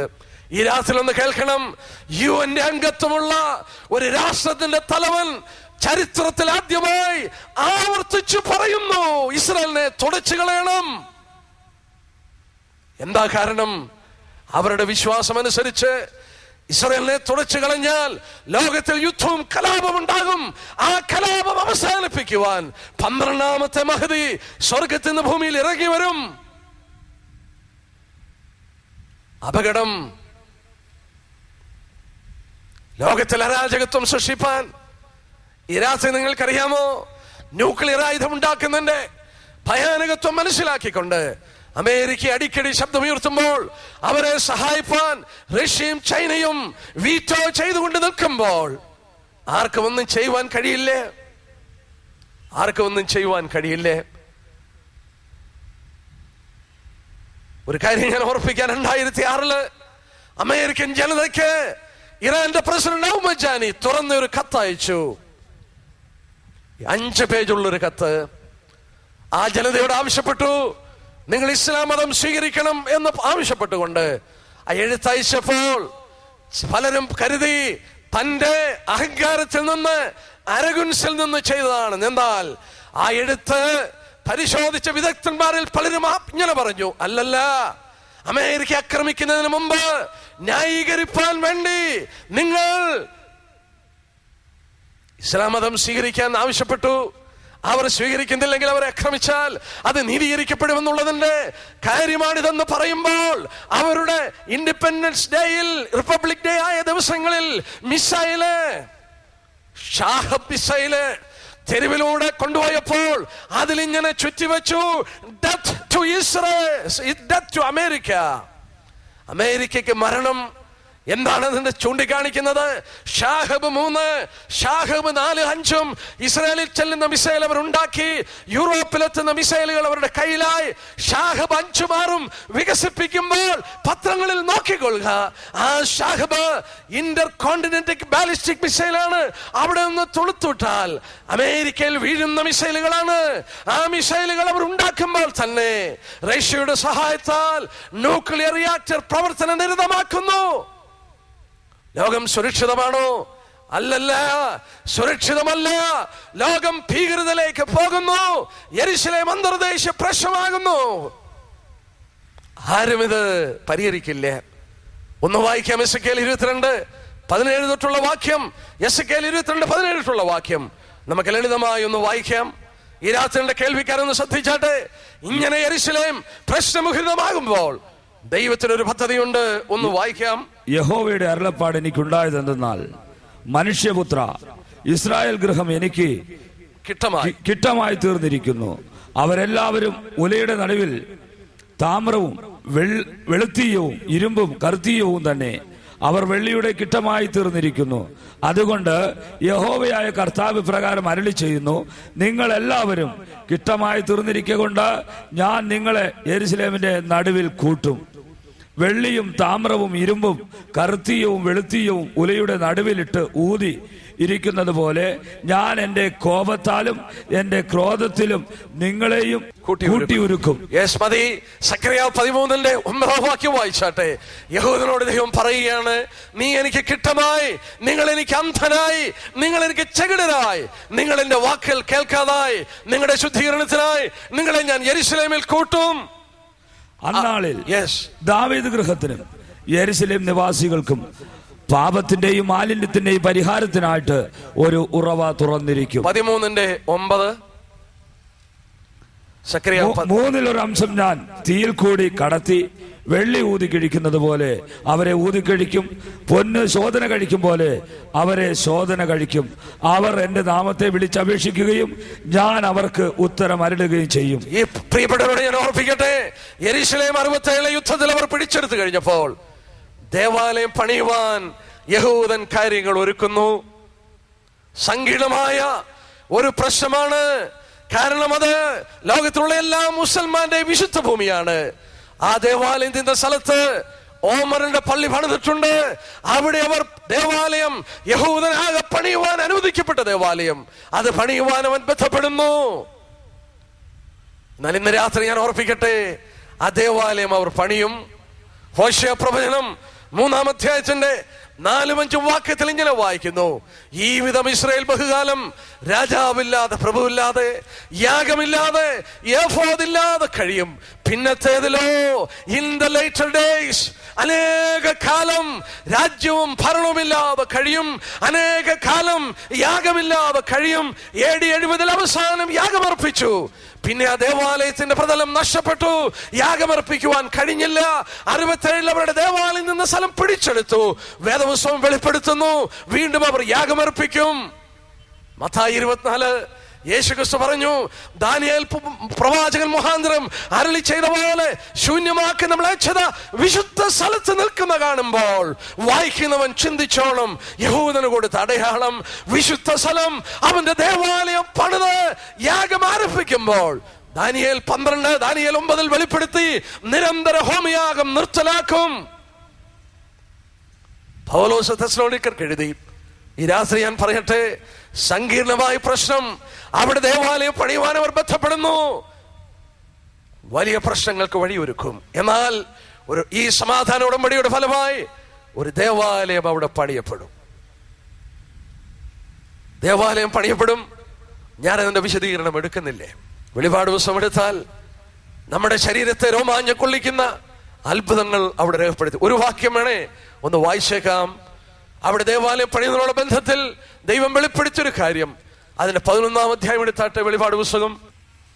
പിന്നെ ദണ്ഡ് പോലെയുള്ള ഒരു കോൽ എന്റെ കയ്യിൽ കിട്ടി, കൽപ്പന ലഭിച്ചത്, നീ എഴുന്നേറ്റ് ദൈവത്തിന്റെ ആലയത്തെയും യാഗപീഠത്തെയും അതിൽ നമസ്കരിക്കുന്നവരെയും അളക്കുക. ആലയത്തിന്റെ പുറത്തുള്ള പ്രാകാരം അളക്കാതെ വിട്ടേക്ക, അത് ജാതികൾക്ക് കൊടുത്തിരിക്കുന്നു. അവർ വിശുദ്ധ നഗരത്തെ 42 മാസം ചവിട്ടും. ശ്രദ്ധിച്ചോ? അത് യോഹന്നാന് ദൈവം ഈ വെളിപ്പാട് കൊടുക്കുന്നത് AD 95 എന്റെ കേൾവിക്കാരൊന്നുകൂടെ കേൾക്കണം. ഈ വെളിപാട് പുസ്തകത്തിൽ ഈ ദേവാലയത്തിന്റെ യാഗത്തെ കുറിച്ച് വെളിപാട് കൊടുക്കുന്നത് AD 95 ഒരു സത്യം നമുക്കറിയാം. ചരിത്രത്തിൽ AD 70 ദേവാലയം തീത്തോസിന്റെ സൈന്യം നശിപ്പിച്ചു. AD 70 നശിപ്പിച്ച് ദേവാലയം നിലനിൽക്കുന്നില്ല. വീണ്ടും പണിയപ്പെടുന്ന ദേവാലയം. ദൈവം അവിടെ പറഞ്ഞു, അളക്കുക. ഞാനൊന്ന് അളക്കട്ടെ. ആ ഭാഗം ഞാൻ വിശദീകരിക്കുന്നില്ല. എന്നാൽ ദൈവം പറഞ്ഞു, നീ അളന്നു പോകുമ്പോൾ അതിന്റെ പ്രാകാരം അളക്കരുത്, അത് ജാതികൾക്ക് കൊടുത്തിരിക്കുകയാണ് എന്ന് പറഞ്ഞാൽ ഇനിയും ഈ പണിയുന്ന ദേവാലയത്തിൽ പുറത്തെ പ്രാകാരം പണിയുവാൻ നിവൃത്തിയില്ലേ. ഞാൻ ഈ രാത്രിയിൽ പറയട്ടെ, ഡോക്ടർ ആഷർ കൗഫ്മാൻ എന്ന് പറയുന്ന ഒരു യഹൂദ ഒരു ശാസ്ത്രജ്ഞൻ, ഹീബ്രു യൂണിവേഴ്സിറ്റിയിലെ ഒരു പ്രൊഫസർ, ഒരു വർഷത്തെ അന്വേഷണത്തിന് ഫലമായി താനൊരു കാര്യം കണ്ടുപിടിച്ചു. ഓമറിന്റെ പള്ളി നിൽക്കുന്നതിൽ നിന്ന് ഏതാണ്ട് 300 അടി മാത്രം മാറിയാണ് യഹൂദന്റെ ദേവാലയത്തിന്റെ ഇടം. അവിടെ നിന്ന് അവർക്ക് ദേവാലയം പണിയാം. അതിവിശുദ്ധ സ്ഥലവും വിശുദ്ധ സ്ഥലവും പ്രാകാരവും പണിയാം. പുറത്തെ പ്രാകാരം പണിയാൻ നിവൃത്തിയില്ലേ. ആണ്ടിന്റെ ആരംഭം മുതൽ ആവർത്തനം 11-12 വാക്യം വായിക്കുന്നു. ആണ്ടിന്റെ ആരംഭം മുതൽ അവസാനം വരെ യഹോവയുടെ ദൃശ്യം അവിടെയുണ്ട്. ഓമറിന്റെ പള്ളി പണിതപ്പോൾ ഇനിയും യഹൂദന് ദേവാലയം പണിയുമെന്ന് ബൈബിൾ വെളിപ്പെടുത്തിയപ്പോൾ ഇനിയും പണിയപ്പെടുന്ന ദേവാലയം പുറത്തെ പ്രാകാരമില്ലാതെ പണിയും. ഇന്ന് വിശുദ്ധ സ്ഥലവും അതിവിശുദ്ധ സ്ഥലവും അകത്തെ പ്രാകാരവും കൂടെ പണിതാൽ ഏതാണ്ട് 85 അടിയോളം മാത്രം അകന്നു നിൽക്കും. അത് ഒരു രാഷ്ട്രീയ വലിയ സ്വാധീനതയുള്ള വ്യക്തിയുടെ സമാധാന ഉടമ്പടിയിൽ ഈ ദേവാലയം പണിയപ്പെടും. പ്രിയപ്പെട്ടവരെ, യഹൂദൻ അതിന് ഒരുക്കം കൂട്ടുന്നു, സാമഗ്രികൾ സംഘടിപ്പിച്ചു, അവരെ പുരോഹിതന്മാരെ ട്രെയിൻ ചെയ്യുന്നു, വലിയ പദ്ധതികൾ ഒരുക്കുന്നു, യെരുശലേമിനെ മോചിപ്പിക്കുവാൻ ജിഹാദ് പ്രഖ്യാപിക്കുന്നു. രാഷ്ട്രമണ്ഡലത്തിൽ തീ കൊളുത്തപ്പെട്ടു. ദൈവം അവരെ ശുദ്ധീകരിപ്പാൻ യെരുശലേമിന്റെ നടുവിൽ കൊണ്ടുവന്നു. അവസാന യുദ്ധം, വിശുദ്ധ യുദ്ധം. ഒരു സത്യം ഞാൻ ഓർപ്പിക്കട്ടെ, സഭ മാറ്റപ്പെട്ടു കഴിഞ്ഞാൽ ഇനിയും നടക്കേണ്ട സംഭവങ്ങൾക്ക് വേണ്ടി വളരെ വ്യക്തമായി കാര്യങ്ങൾ ഒരുക്കപ്പെട്ടു കഴിഞ്ഞു. ഒരു സത്യം കൂടെ ഓർപ്പിച്ച് ഞാൻ അവസാനിപ്പിച്ചു കൊള്ളാം. നമ്മുടെ കർത്താവ് വരുന്നു. ആനന്ദമില്ലേ? ഞാൻ പറയട്ടെ, പ്രതികൂലങ്ങളിൽ പതറാതെ നിൽപ്പാൻ, ബുദ്ധിമുട്ടുകളിൽ, തിരസ്കരങ്ങളിൽ, വേദനകളിൽ അചഞ്ചലനായി നിൽപ്പാൻ എന്നെ സഹായിച്ചത് ഈ വേഗം വരുന്ന കർത്താവിനെ കുറിച്ചാണ്. ആ ചിന്തയാണ് എന്റെ പ്രിയപ്പെട്ടവരെ. അത് നമ്മളെ നിർമ്മലീകരിക്കുന്ന ഒരു വലിയ പ്രത്യാശയാണ്. നമ്മൾ വിശ്വസ്തരായി പാർക്കുവാൻ ഒരു വലിയ പ്രത്യാശയാണ്. മനുഷ്യരെ പ്രസാദിപ്പിക്കുവാനല്ല, ദൃഷ്ടിസേവകളാൽ അല്ല, ആ കർത്താവിനെ പ്രസാദിപ്പിച്ചുകൊണ്ട് ജീവിപ്പാൻ അവന്റെ സന്നിധി നിൽക്കുമ്പോൾ നല്ലവനും വിശ്വസ്തനുമായ ദാസനെ എന്നുള്ള വിളി കേൾപ്പാൻ ജീവിതത്തെ ശുദ്ധീകരിക്കുന്ന പ്രത്യാശ. അവൻ വരുന്നു, അവൻ വേഗം വരുന്നു. അല്പകാലം കൂടെ പിടിച്ചു നിന്നാൽ മതി. നമ്മുടെ വേദനകള്, നമ്മുടെ പ്രയാസങ്ങള്, നമ്മുടെ കഷ്ടങ്ങള് ഒക്കെ മാറും. യെസ്, 1974 ആശയില്ലാത്തവനായി എന്തിന് ജീവിക്കുന്നു എന്ന് ഞാൻ കരുതി ജീവിച്ചപ്പോൾ ഞാൻ ഇന്ന് പകലും ഓർക്കുകയായിരുന്നു, ദാവീദ് പ്രാർത്ഥിച്ച പോലെ ഞാനൊരു പ്രാർത്ഥനയൊന്ന് കഴിച്ചു. 142 സങ്കീർത്തനം അതിന്റെ 4-ാം വാക്യത്തിൽ ദാവീദ് പ്രാർത്ഥിക്കുന്നു. ദാവീദ് ഞാൻ പ്രാർത്ഥിക്കുന്നു, എന്റെ പ്രാണന് വേണ്ടി കരുതുവാൻ ആരുമില്ല. Why should I live? എന്നെ അറിയുന്നവൻ ആരുമില്ല, ശരണം എനിക്ക് പോയിരിക്കുന്നു, എന്റെ പ്രാണന് വേണ്ടി ആരും കരുതുന്നില്ല. എന്റെ ശരണം പോയി, എന്റെ പ്രാണന് വേണ്ടി കരുതുന്ന ആരുമില്ല. 1974 വാക്കുകൾ അറിയാതെ എന്റെ വായിൽ നിന്ന് കടന്നു വന്നു. എന്റെ പ്രിയപ്പെട്ടവരെ, തെറ്റായ ഒരു ധാരണയാണ്. കരുതുന്ന എത്രയോ വ്യക്തികളുണ്ടെന്നറിയാമോ? ഞാൻ ഇങ്ങനെ ലളിതമായി ഓർപ്പിക്കട്ടെ, മനുഷ്യവർഗം ആരും കരുതുന്നില്ല എന്ന് കണ്ടു. മാത്രമല്ല, യേശുക്രിസ്തു ഭൂമിയിൽ വരുമ്പോൾ മത്തായി 9:36 ഇങ്ങനെ വായിക്കുന്നു, പുരുഷാരത്തെ ഇടയനില്ലാത്ത ആടുകളെ പോലെ കണ്ടു, അവർ കുഴഞ്ഞവരും ചിഹ്നവരുമാണെന്ന് കണ്ടു. He saw them weary and scattered. അവർ ക്ഷീണിച്ച്, അവർ വാസ്തവത്തിൽ സ്കാറ്റേഡ് ആണെന്ന് അവന് മനസ്സിലായി. എല്ലാവരും വഴിതെറ്റി ഒരുപോലെ കൊള്ളരുതാത്തവരായി. അവർക്ക് വിശ്രമില്ല, അവരെ കരുതുന്ന ആരുമില്ലെന്ന് അവർക്ക് ഓർമ്മ വന്നു. അവൻ ചരിത്രത്തിന്റെ നടുവിൽ വന്ന് പറഞ്ഞു, ഞാൻ നിങ്ങൾക്ക് ആശ്വാസം തരാം. ഞാനിങ്ങനെ ഒന്നുകൂടെ ഓർപ്പിക്കട്ടെ, ലളിതമായി ഓർപ്പിക്കട്ടെ. എന്റെ പ്രസംഗം അവസാനിപ്പിക്കുന്നതിന് മുമ്പ് ഞാൻ പറയട്ടെ, മനുഷ്യനെ സ്നേഹിക്കുന്നുണ്ട് ദൈവത്തിന്റെ സ്വസ്ഥതയ്ക്ക് ഭംഗം വന്നു. 6 ദിവസം സൃഷ്ടിപ്പ് കഴിഞ്ഞു. 7-ാം ദിവസം അവൻ സ്വസ്ഥത എടുത്തു, മനുഷ്യന് സ്വസ്ഥത കൊടുത്തു. മനുഷ്യൻ പാപം ചെയ്തു. മനുഷ്യന്റെ സ്വസ്ഥതയ്ക്ക് മാത്രമല്ല, ദൈവത്തിന്റെ സ്വസ്ഥതയ്ക്കും ഭംഗം വന്നു. എന്തുകൊണ്ട് ഞാനത് പറഞ്ഞു? ആ സ്വസ്ഥതയ്ക്ക് ഭംഗം വന്നു. അവൻ ഇറങ്ങി വന്നു, മനുഷ്യനെ വിളിക്കുന്നു, ആദം നീ എവിടെയാണ്? അവൻ അവിടെ നിന്ന് അന്വേഷണം ആരംഭിച്ചു. ഒരു ദൈവദാസൻ ഞാൻ പറഞ്ഞു, പഴയ നിയമ ഏടുകൾ പരിശോധിച്ചു പോയാൽ 1900 പ്രാവശ്യം സ്വർഗത്തിലെ ദൈവം മനുഷ്യനെ വിളിക്കുന്നു എന്ന് രേഖപ്പെടുത്തിയിരിക്കുന്നു. ആദം നീ എവിടെ എന്ന് വിളിച്ചു. ഇവിടെ ഇരിക്കുന്ന നിങ്ങളുടെ കേൾവിക്കാരോട് പറയട്ടെ, നിങ്ങളുടെ പേര് ചൊല്ലി നിങ്ങളെ അവൻ വിളിക്കുന്നു. എന്തുകൊണ്ട് അങ്ങനെ വിളിക്കുന്നു? നിങ്ങളെ അവൻ സ്നേഹിക്കുന്നു. ഞാനിങ്ങനെ പറയട്ടെ, ഞാനിങ്ങനെ ചിന്തിക്കട്ടെ. എനിക്കൊരു കൊച്ചു മകനുണ്ടെന്ന് വിചാരിക്കട്ടെ. ഒരു കൊച്ചുമകൻ, ആ കൊച്ചുമകനോട് ഞാൻ പറഞ്ഞു, ഞാനൊരു റോഡിന്റെ സൈഡിൽ ഒരു ഗാർഡനിൽ ഇങ്ങനെ വിശ്രമിക്കുമ്പോൾ മകനോട് പറഞ്ഞു, റോഡിൽ നീ ഓടരുത്, റോഡിലോട്ട് പോകരുത്, വലിയ ട്രക്കുകൾ അവിടെ ഉണ്ട്, നീ അതിന്റെ കീഴിൽ പോകും. ഇല്ല ഡാഡി എന്ന് പറഞ്ഞ് അവിടെ ഓടി കളിച്ചിട്ട് ഞാൻ ഇങ്ങനെ വിശ്രമിച്ചു കൊണ്ടിരിക്കുമ്പോൾ അവൻ ഓടി ആ റോഡിൽ ഒരു ട്രക്കിന്റെ കീഴിൽ പോകുന്ന കണ്ടപ്പോൾ ഞാൻ കൈകെട്ടി. പോകട്ടെ, അവൻ പോകട്ടെ, എന്നെ അനുസരിക്കാതെ പോകുകയാണല്ലോ, അവൻ ആ ട്രക്കിന്റെ കീഴിൽ പോകട്ടെ എന്ന് ഒരു പിതാവായ എന്റെ മനസ്സിൽ അത് തോന്നില്ലേ? ഞാൻ ഓടും, ആ വിശ്രമത്തിൽ നിന്ന് ചാടി എഴുന്നേറ്റ് ഓടും, അവനെ മാറോടെ ചേർത്ത് കെട്ടിപ്പിടിച്ച് വലിച്ചെടുത്ത് ഞാൻ രക്ഷിക്കും. ദൈവം ചെയ്തതാണ്. ചെയ്യരുതെന്ന് പറഞ്ഞ കാര്യം മനുഷ്യൻ ചെയ്തു. ദൈവത്തിന്റെ സ്വസ്ഥതയ്ക്ക് ഭംഗം വന്നു. അവൻ ഓടി വന്നു. മാത്രമല്ല, മനുഷ്യൻ കുഴഞ്ഞവനാണെന്ന് മനസ്സിലായി, അവൻ ക്ഷീണിതനാണെന്ന് മനസ്സിലായി. അവന്റെ പുത്രനെ ഭൂമിയിലോട്ട് അയച്ചു. അവൻ പാപത്തിന് പരിഹാരം വരുത്തി.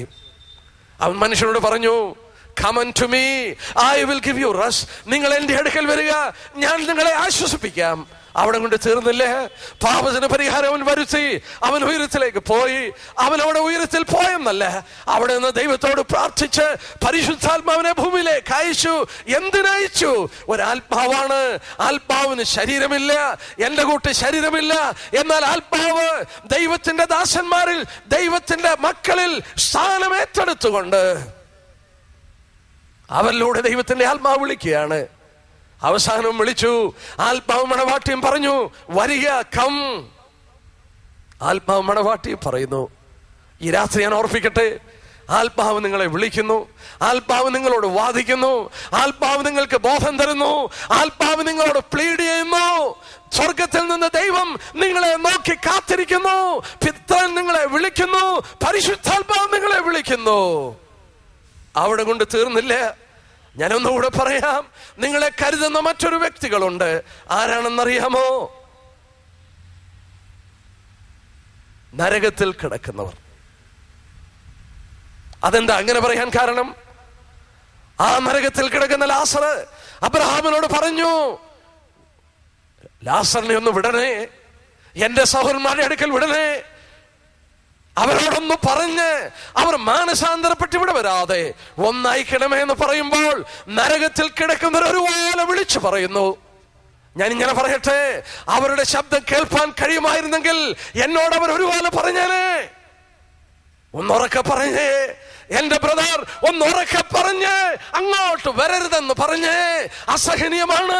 അവിടെ തീയുണ്ട്, അവിടെ പുഴുവുണ്ട്, അവിടെ ദാഹമുണ്ട്, അവിടെ പല്ലുകടിയുണ്ട്, അവിടെ വേദനയുണ്ട്. വരരുത്, ഡോണ്ട് കം ഹിയർ. നരകത്തുള്ളവരെല്ലാം ഒരുപോലെ പറയുന്നു, വരരുത്. വേണ്ട, സ്വർഗത്തിലോട്ടൊന്ന് കണ്ടോടിച്ചേ. അവർ നോക്കിക്കൊണ്ടിരിക്കുന്നു. നമ്മുടെ കർത്താവ് പറഞ്ഞു, ഇവിടെ ഒരു പാപി മാനസാന്തരപ്പെടുമ്പോൾ പിതാവിന്റെ സന്നിധിയിൽ സ്വർഗത്തിൽ വലിയ സന്തോഷം, ദൈവദൂതന്മാരുടെ മധ്യത്തിൽ വലിയ സന്തോഷം. ഇവിടെ ഒരു പാപി രക്ഷിക്കപ്പെടുമ്പോൾ ഞാൻ പിതാവിന്റെ സന്നിധിയിൽ അവന്റെ പേരേറ്റു പറയും. സ്വർഗം സന്തോഷിക്കുന്നു. സ്തോത്രം. ഈ രാത്രിന്റെ കേൾവിക്കാരോട് പറയട്ടെ, നിങ്ങളെ എത്ര അഗാധമായി സ്നേഹിക്കുന്നു. പിതാവായ ദൈവം കൈനീട്ടി എന്റെ അടുക്കലോട്ട് വരിക, നിങ്ങളെ ഞാൻ സ്നേഹിക്കുന്നു. ദോഷികളായ പിതാക്കന്മാർ നല്ല ദാനങ്ങളെ തരുവാൻ അറിയുമെങ്കിൽ സ്വർഗസ്വനായ പിതാവ് എത്രയധികമായി നല്ല ദാനം തരും. നിങ്ങളെ ഞാൻ സ്നേഹിക്കുന്നു. ഓ, ഈ രാത്രി ഞാൻ പറയട്ടെ, രാധാകൃഷ്ണന്റെ സാക്ഷ്യം കേട്ടല്ലോ. ലോകം മുഴുവൻ കൈവിട്ടേക്കാം, ലോകം മുഴുവൻ വെറുത്തേക്കാം, നിങ്ങളെ വേണ്ട എന്ന് വീട്ടുകാർ പറഞ്ഞേക്കാം. ഒരിക്കലും കർത്താവ് പറയില്ല നിങ്ങളെ വേണ്ടെന്ന്. ഒരു പ്രഭാതത്തിൽ അവൻ ഈ ഭൂമിയിൽ ഉണ്ടായിരുന്നപ്പോൾ പാപിനിയായ സ്ത്രീയെ, പാപത്തിൽ പിടിക്കപ്പെട്ട സ്ത്രീയെ വലിച്ചെടിച്ചുകൊണ്ട് പരീശന്മാർ, മതഭക്തർ അവിടെ കൊണ്ടുവന്നു. എന്തിനാണ്? കല്ലെറിഞ്ഞു കൊല്ലുവാൻ. അവരെല്ലാം അവളെ കൊല്ലുവാൻ ശ്രമിച്ചപ്പോൾ ദൈവപുത്രൻ പറഞ്ഞു, വിടുക, അവളെ കല്ലെറിയരുത്. യെസ്, ഈ രാത്രി ഞാൻ പറയട്ടെ, നിങ്ങളെ കല്ലെറിയാത്തൊരുത്തനുണ്ട്, നിങ്ങളെ അറിയാവുന്ന ഒരുത്തനുണ്ട്, നിങ്ങളെ സ്നേഹിക്കുന്ന ഒരുവനുണ്ട്, നിങ്ങളുടെ പ്രാണന് വേണ്ടി ജീവനെ കൊടുത്തൊരുത്തനുണ്ട്. കർത്താവായ യേശു ക്രിസ്തു. നിങ്ങളുടെ പാപത്തിന് അവൻ ഉത്തരവാദിയായി. അവൻ അത് ഏറ്റെടുത്തു. ഞാനത് കൊടുത്തുകൊള്ളാം പിതാവേ എന്ന് പറഞ്ഞ് ക്രൂശിൽ ചെന്ന് നിങ്ങളുടെ പാപത്തിന് പരിഹാരത്തിന് വലിയ ശിക്ഷ അനുഭവിച്ച് ഞാൻ കൊടുക്കേണ്ട കടം, നിങ്ങൾ കൊടുക്കേണ്ട കടം അവൻ കൊടുത്തു വീട്ടുകയായിരുന്നു. പാപത്തിന്റെ ശമ്പളം അവൻ കൊടുത്തു. സ്തോത്രം. എന്റെ പ്രിയപ്പെട്ട കേൾവിക്കാരെ, ആ പിതാവ് കൈ നീട്ടുന്നു. 1900 പ്രാവശ്യം മനുഷ്യനെ അവൻ വിളിക്കുന്നു. പുത്രൻ വന്ന് കൈ നീട്ടുന്നു, എന്റെ അടുക്കൽ വരിക, come unto me, ഞാൻ ആശ്വസിപ്പിക്കാം. പരിശുദ്ധാത്മാവ് ഇറങ്ങി വന്നു, നിങ്ങളിൽ വാദിക്കുന്നു. സ്വർഗത്തിലുള്ളവരെ നോക്കിയിരിക്കുന്നു. സ്വർഗത്തിൽ നിങ്ങളുടെ പേരെഴുതും. അവിടെ ദൂതന്മാരുടെ മധ്യത്തിൽ അത് പ്രഘോഷിക്കും. പിതാവിന്റെ സന്നിധിയിൽ അത് പറയും. സ്വർഗം സന്തോഷിക്കും. നരകത്തിൽ കിടക്കുന്നവർ ഒരുപോലെ പറയുന്നു, വരരുതേ, വരരുതേ, ഇങ്ങോട്ട് വരരുതേ. എന്നാൽ ഒരു കാര്യം ഞാൻ ഓർപ്പിക്കാം, പിതാവും പുത്രനും പരിശുദ്ധാത്മാവും നരകത്തിലും സ്വർഗത്തിലുള്ളവർ നിങ്ങളുടെ രക്ഷയ്ക്ക് വേണ്ടി കൊതിക്കുമ്പോൾ നിങ്ങളുടെ രക്ഷ ആഗ്രഹിക്കാത്ത ഒരാളുണ്ട്. ആരാണെന്നറിയാമോ? സാത്താൻ. സാത്താൻ, കൊലപാതകനായ സാത്താൻ, വഞ്ചകനായ സാത്താൻ, സകല ജാതികളെ വഞ്ചിച്ച സാത്താൻ അവൻ ചെവിയിൽ വന്ന് പറയും, അരുത്, അരുത്. ലോകം ആസ്വദിക്കാനുള്ളതാണ്. ഇത് ഇമ്പങ്ങളുടെ പറുദീസയാണ്. കുറച്ചുകൂടെ ആസ്വദിക്കാം, കുറച്ചുകൂടെ ഇമ്പമാണ്, അഭിമാനമാണ്. അരുത്, നസറായനെ ഏറ്റുപറയരുത്, അതും ആനക്കേടല്ലേ. എന്ത് കൂട്ടുകാർ വിചാരിക്കും? മറ്റുള്ളവർ എന്ത് വിചാരിക്കും? അത് അവമാനമല്ലേ? അവർ വന്ന് ചെവിയിൽ പറയും, നിങ്ങളെ അവിടെ പിടിച്ചിരുത്തും. എന്തിനാണെന്നറിയാമോ? നിങ്ങളെ പാതാളത്തിൽ അവന്റെ കൂടെ പോകുവാൻ അവനും അവന്റെ ദൂതന്മാർക്കും ഒരുക്കിയ നിത്യാഗ്നി, ഭീകരമായ നരകം. ആ നരകത്തിൽ നിങ്ങളും കരയുന്നത് കാണുവാൻ അവൻ കൊതിക്കുന്നു. ഈ രാത്രിയിൽ എന്റെ വാക്കുകൾ അവസാനിപ്പിക്കുന്നു. ദൈവത്തിന് ഇനിയും ഒന്നും ചെയ്യുവാനില്ല. ദൈവത്തിനാകെ ചെയ്യുവാൻ കഴിയുന്നത് അവന്റെ ദാസന്മാരെ ജീവിതത്തിൽ അയച്ച് നിങ്ങളെ വിളിക്കുവാൻ, ദൈവാത്മാവ് മൂലം നിങ്ങളെ വിളിക്കുവാൻ കഴിയും. അവസാനമായി ബൈബിളിലെ വാക്യങ്ങൾ എഴുതി കുത്തിടുന്നതിന് മുമ്പ് യോഹന്നാനോട് പറഞ്ഞു, അരുത്, ഒന്നുകൂടെ വിളിക്കുക. ആ വിളി അവിടെ രേഖപ്പെടുത്തി. ആത്മാവും മണവാട്ടിയും പറയുന്നു, വരിക. പാപത്തിന് പരിഹാരം വരുത്തി. പിതാവ് നിങ്ങളെ വിളിക്കുന്നു, പുത്രൻ നിങ്ങളെ വിളിക്കുന്നു, ആത്മാവ് നിങ്ങളോട് വാദിക്കുന്നു. നരകത്തിലുള്ളവർ പറയുന്നു വരരുത്, സ്വർഗത്തിലുള്ളവർ നിങ്ങളെ മോളോട്ട് വിളിക്കുന്നു. സാത്താൻ പറയുന്നു അരുത്. നിങ്ങൾ ആരെ തെരഞ്ഞെടുക്കും? ആരെ തെരഞ്ഞെടുക്കും? നിങ്ങളുടെ പാപത്തിനല്ലേ അവൻ ക്രൂശിൽ മരിച്ചത്? നിങ്ങളുടെ പാപത്തിനല്ലേ ദൈവം തന്റെ പുത്രനെ അയച്ചത്? അവൻ പിടഞ്ഞു മരിച്ചത് എന്തിനാണ്? നിങ്ങളെ രക്ഷിപ്പാനാണ്. ഒരു നിമിഷം പ്രാർത്ഥിച്ച് നമുക്ക് കടന്നു പോകാം. പ്രാർത്ഥിച്ച് കടന്നു പോകാം. എനിക്ക് നിങ്ങളെ കാണുവാൻ നിവൃത്തിയില്ല, എന്നാൽ എൻ്റെ ശബ്ദം നിങ്ങൾക്ക് കേൾക്കാമെന്നറിയാം. വളരെ വിനയത്തോട് പറയട്ടെ, നിങ്ങളെ ഒരു മതത്തിൽ നിന്ന് മതത്തിലേക്ക് മാറ്റുവാനോ, ഒരു സഭയിൽ നിന്ന് മറ്റൊരു സഭയിലേക്ക് മാറ്റുവാനോ അല്ല. നിങ്ങളുടെ പ്രാണനെ ദൈവം സ്നേഹിക്കുന്നത് കൊണ്ട് ഒരു ദൈവദാസൻ എന്ന നിലയിൽ ഇവിടെ നിന്നുകൊണ്ട് നിങ്ങളോട് വിനയപ്പെടുത്തോടെ അപേക്ഷിക്കുന്നു. ഈ രാത്രി നിങ്ങളൊരു തീരുമാനമെടുക്കില്ലേ? ദൈവത്തിന് എന്താണ് ഇനി നിങ്ങളെ കുറിച്ച് ചെയ്യുവാനുള്ളത്? ആരും എന്നെ കരുതുന്നില്ല, എൻ്റെ പ്രാണന് വേണ്ടി ചിന്തിക്കുന്നവരില്ല എന്ന് നിങ്ങൾ ചിന്തിക്കരുത്. നിങ്ങൾ ലോകം മുഴുവൻ നിങ്ങളെ ത്യജിച്ചാലും, ലോകം മുഴുവൻ നിങ്ങളെ വേണ്ടാന്ന് വെച്ചാലും, ലോകം മുഴുവൻ നിങ്ങളെ വാസ്തവത്തിൽ കുറ്റം പറഞ്ഞാലും, നിങ്ങളെ കുറ്റം പറയാതെ സ്നേഹിക്കുന്ന ഒരുത്തനുണ്ട്. അവനെ നിങ്ങൾ എങ്ങനെ മറികടന്നു പോകും? നിങ്ങൾക്ക് വേണ്ടി എന്തെല്ലാം അവൻ ചെയ്തു. നിങ്ങളുടെ പാപത്തിന്റെ പരിഹാരത്തിനായി ക്രൂശിൽ അവൻ മരിച്ചില്ലേ? അവന്റെ കൈകൾ നിങ്ങളുടെ നേരെ നീട്ടിപ്പിടിച്ചിട്ടില്ലേ? ആ കൈകളിൽ ആണിപ്പാഴുതിന്റെ പാടുകളില്ലേ? ആ പാടുകൾ നിങ്ങൾക്ക് വേണ്ടി ഏറ്റതല്ലേ? ഈ രാത്രി നിങ്ങളുടെ കരം നീട്ടി, കർത്താവേ, എൻ്റെ കരം നിനക്ക് തരുന്നു, നിന്നെ ഞാൻ സ്വീകരിക്കുന്നു കർത്താവേ. നിങ്ങളത് പറയുമോ? ഈ രാത്രി അത് പറയുമോ? നിങ്ങൾ ആരുമായിക്കൊള്ളട്ടെ, അത് പറയുമോ? വലിയവനെന്നോ ചെറിയവനെന്നോ, പ്രായം കുറഞ്ഞവനെന്നോ കൂടിയവനെന്നോ വ്യത്യാസമില്ലേ? ഈ രാത്രി നിങ്ങളത് പറയുമോ? പാപത്തിന്റെ ശമ്പളം മരണമാണ്, ആ മരണം നിത്യനരകമാണ്. ഈ രാത്രി ദൈവത്തിനെ സ്വീകരിക്കുമോ? ലളിതമായി പ്രാർത്ഥന പ്രാർത്ഥിക്കുക. കർത്താവേ, നിന്റെ അടുക്കൽ ഞാൻ വരുന്നു, എന്നെ രക്ഷിക്കണം. നീ ക്രൂശിൽ മരിച്ചത് എനിക്ക് വേണ്ടിയാണ്. ഈ രാത്രി എൻ്റെ കരങ്ങൾ ഞാൻ നീട്ടുന്നു. എന്നെ ഒരു ദൈവവിധലാക്കണം, എൻ്റെ പാപത്തെ ക്ഷമിക്കണം, എൻ്റെ പാവവഴികൾ ഞാൻ ഉപേക്ഷിക്കുന്നു കർത്താവേ. നിങ്ങളത് പ്രാർത്ഥിച്ചോ? നിങ്ങളത് പ്രാർത്ഥിച്ചെങ്കിൽ നിങ്ങളുടെ ഉറപ്പിനായി ഞാൻ പറയാം, നിങ്ങളത് പ്രാർത്ഥിച്ചെങ്കിൽ സ്വർഗത്തിൽ വലിയ സന്തോഷം. പിതാവിന്റെ സന്നിധിയിൽ പുത്രനെ ആ പേരേറ്റ് പറയുന്നു, ദൂതന്മാർ അവിടെ ആനന്ദിക്കുന്നു. ദൈവം നിങ്ങളെ അനുഗ്രഹിക്കും. അവൻ പറഞ്ഞു, എൻ്റെ അടുക്കൽ വരുന്നവരെ ഞാൻ ഉപേക്ഷിക്കില്ല. അവന്റെ സന്നിധിയിൽ വന്ന് ആരും ഉപേക്ഷിക്കപ്പെട്ടിട്ടില്ല. അവൻ നിങ്ങളെ ആദരിക്കും, നിങ്ങളെ കൈക്കൊള്ളും, നിങ്ങളെ ഒരു ദൈവവിധലാക്കും. നിങ്ങളുടെ പാപം ക്ഷമിച്ച് നിങ്ങളെ അനീതി മുഴുവൻ പോക്കി അവന്റെ പുത്രന്റെ രക്തത്താൽ നിങ്ങളെ കഴിവെടുപ്പാക്കി നിങ്ങളെ ഒരു ദൈവവിധലാക്കി തീർക്കും. ദൈവം നിങ്ങളെ അനുഗ്രഹിക്കും.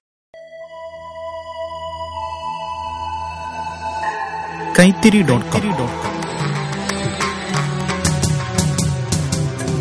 ഗാനങ്ങൾ, പ്രഭാഷണങ്ങൾ, വാർത്തകൾ, ചർച്ചകൾ, സംവാദങ്ങൾ, പഠനങ്ങൾ, ഏതു പ്രായക്കാർക്കും അനുയോജ്യമായ വിഭവങ്ങളുമായി കൈത്തിരി.com വെളിച്ചത്തിലേക്കൊരു തിരുനാളം.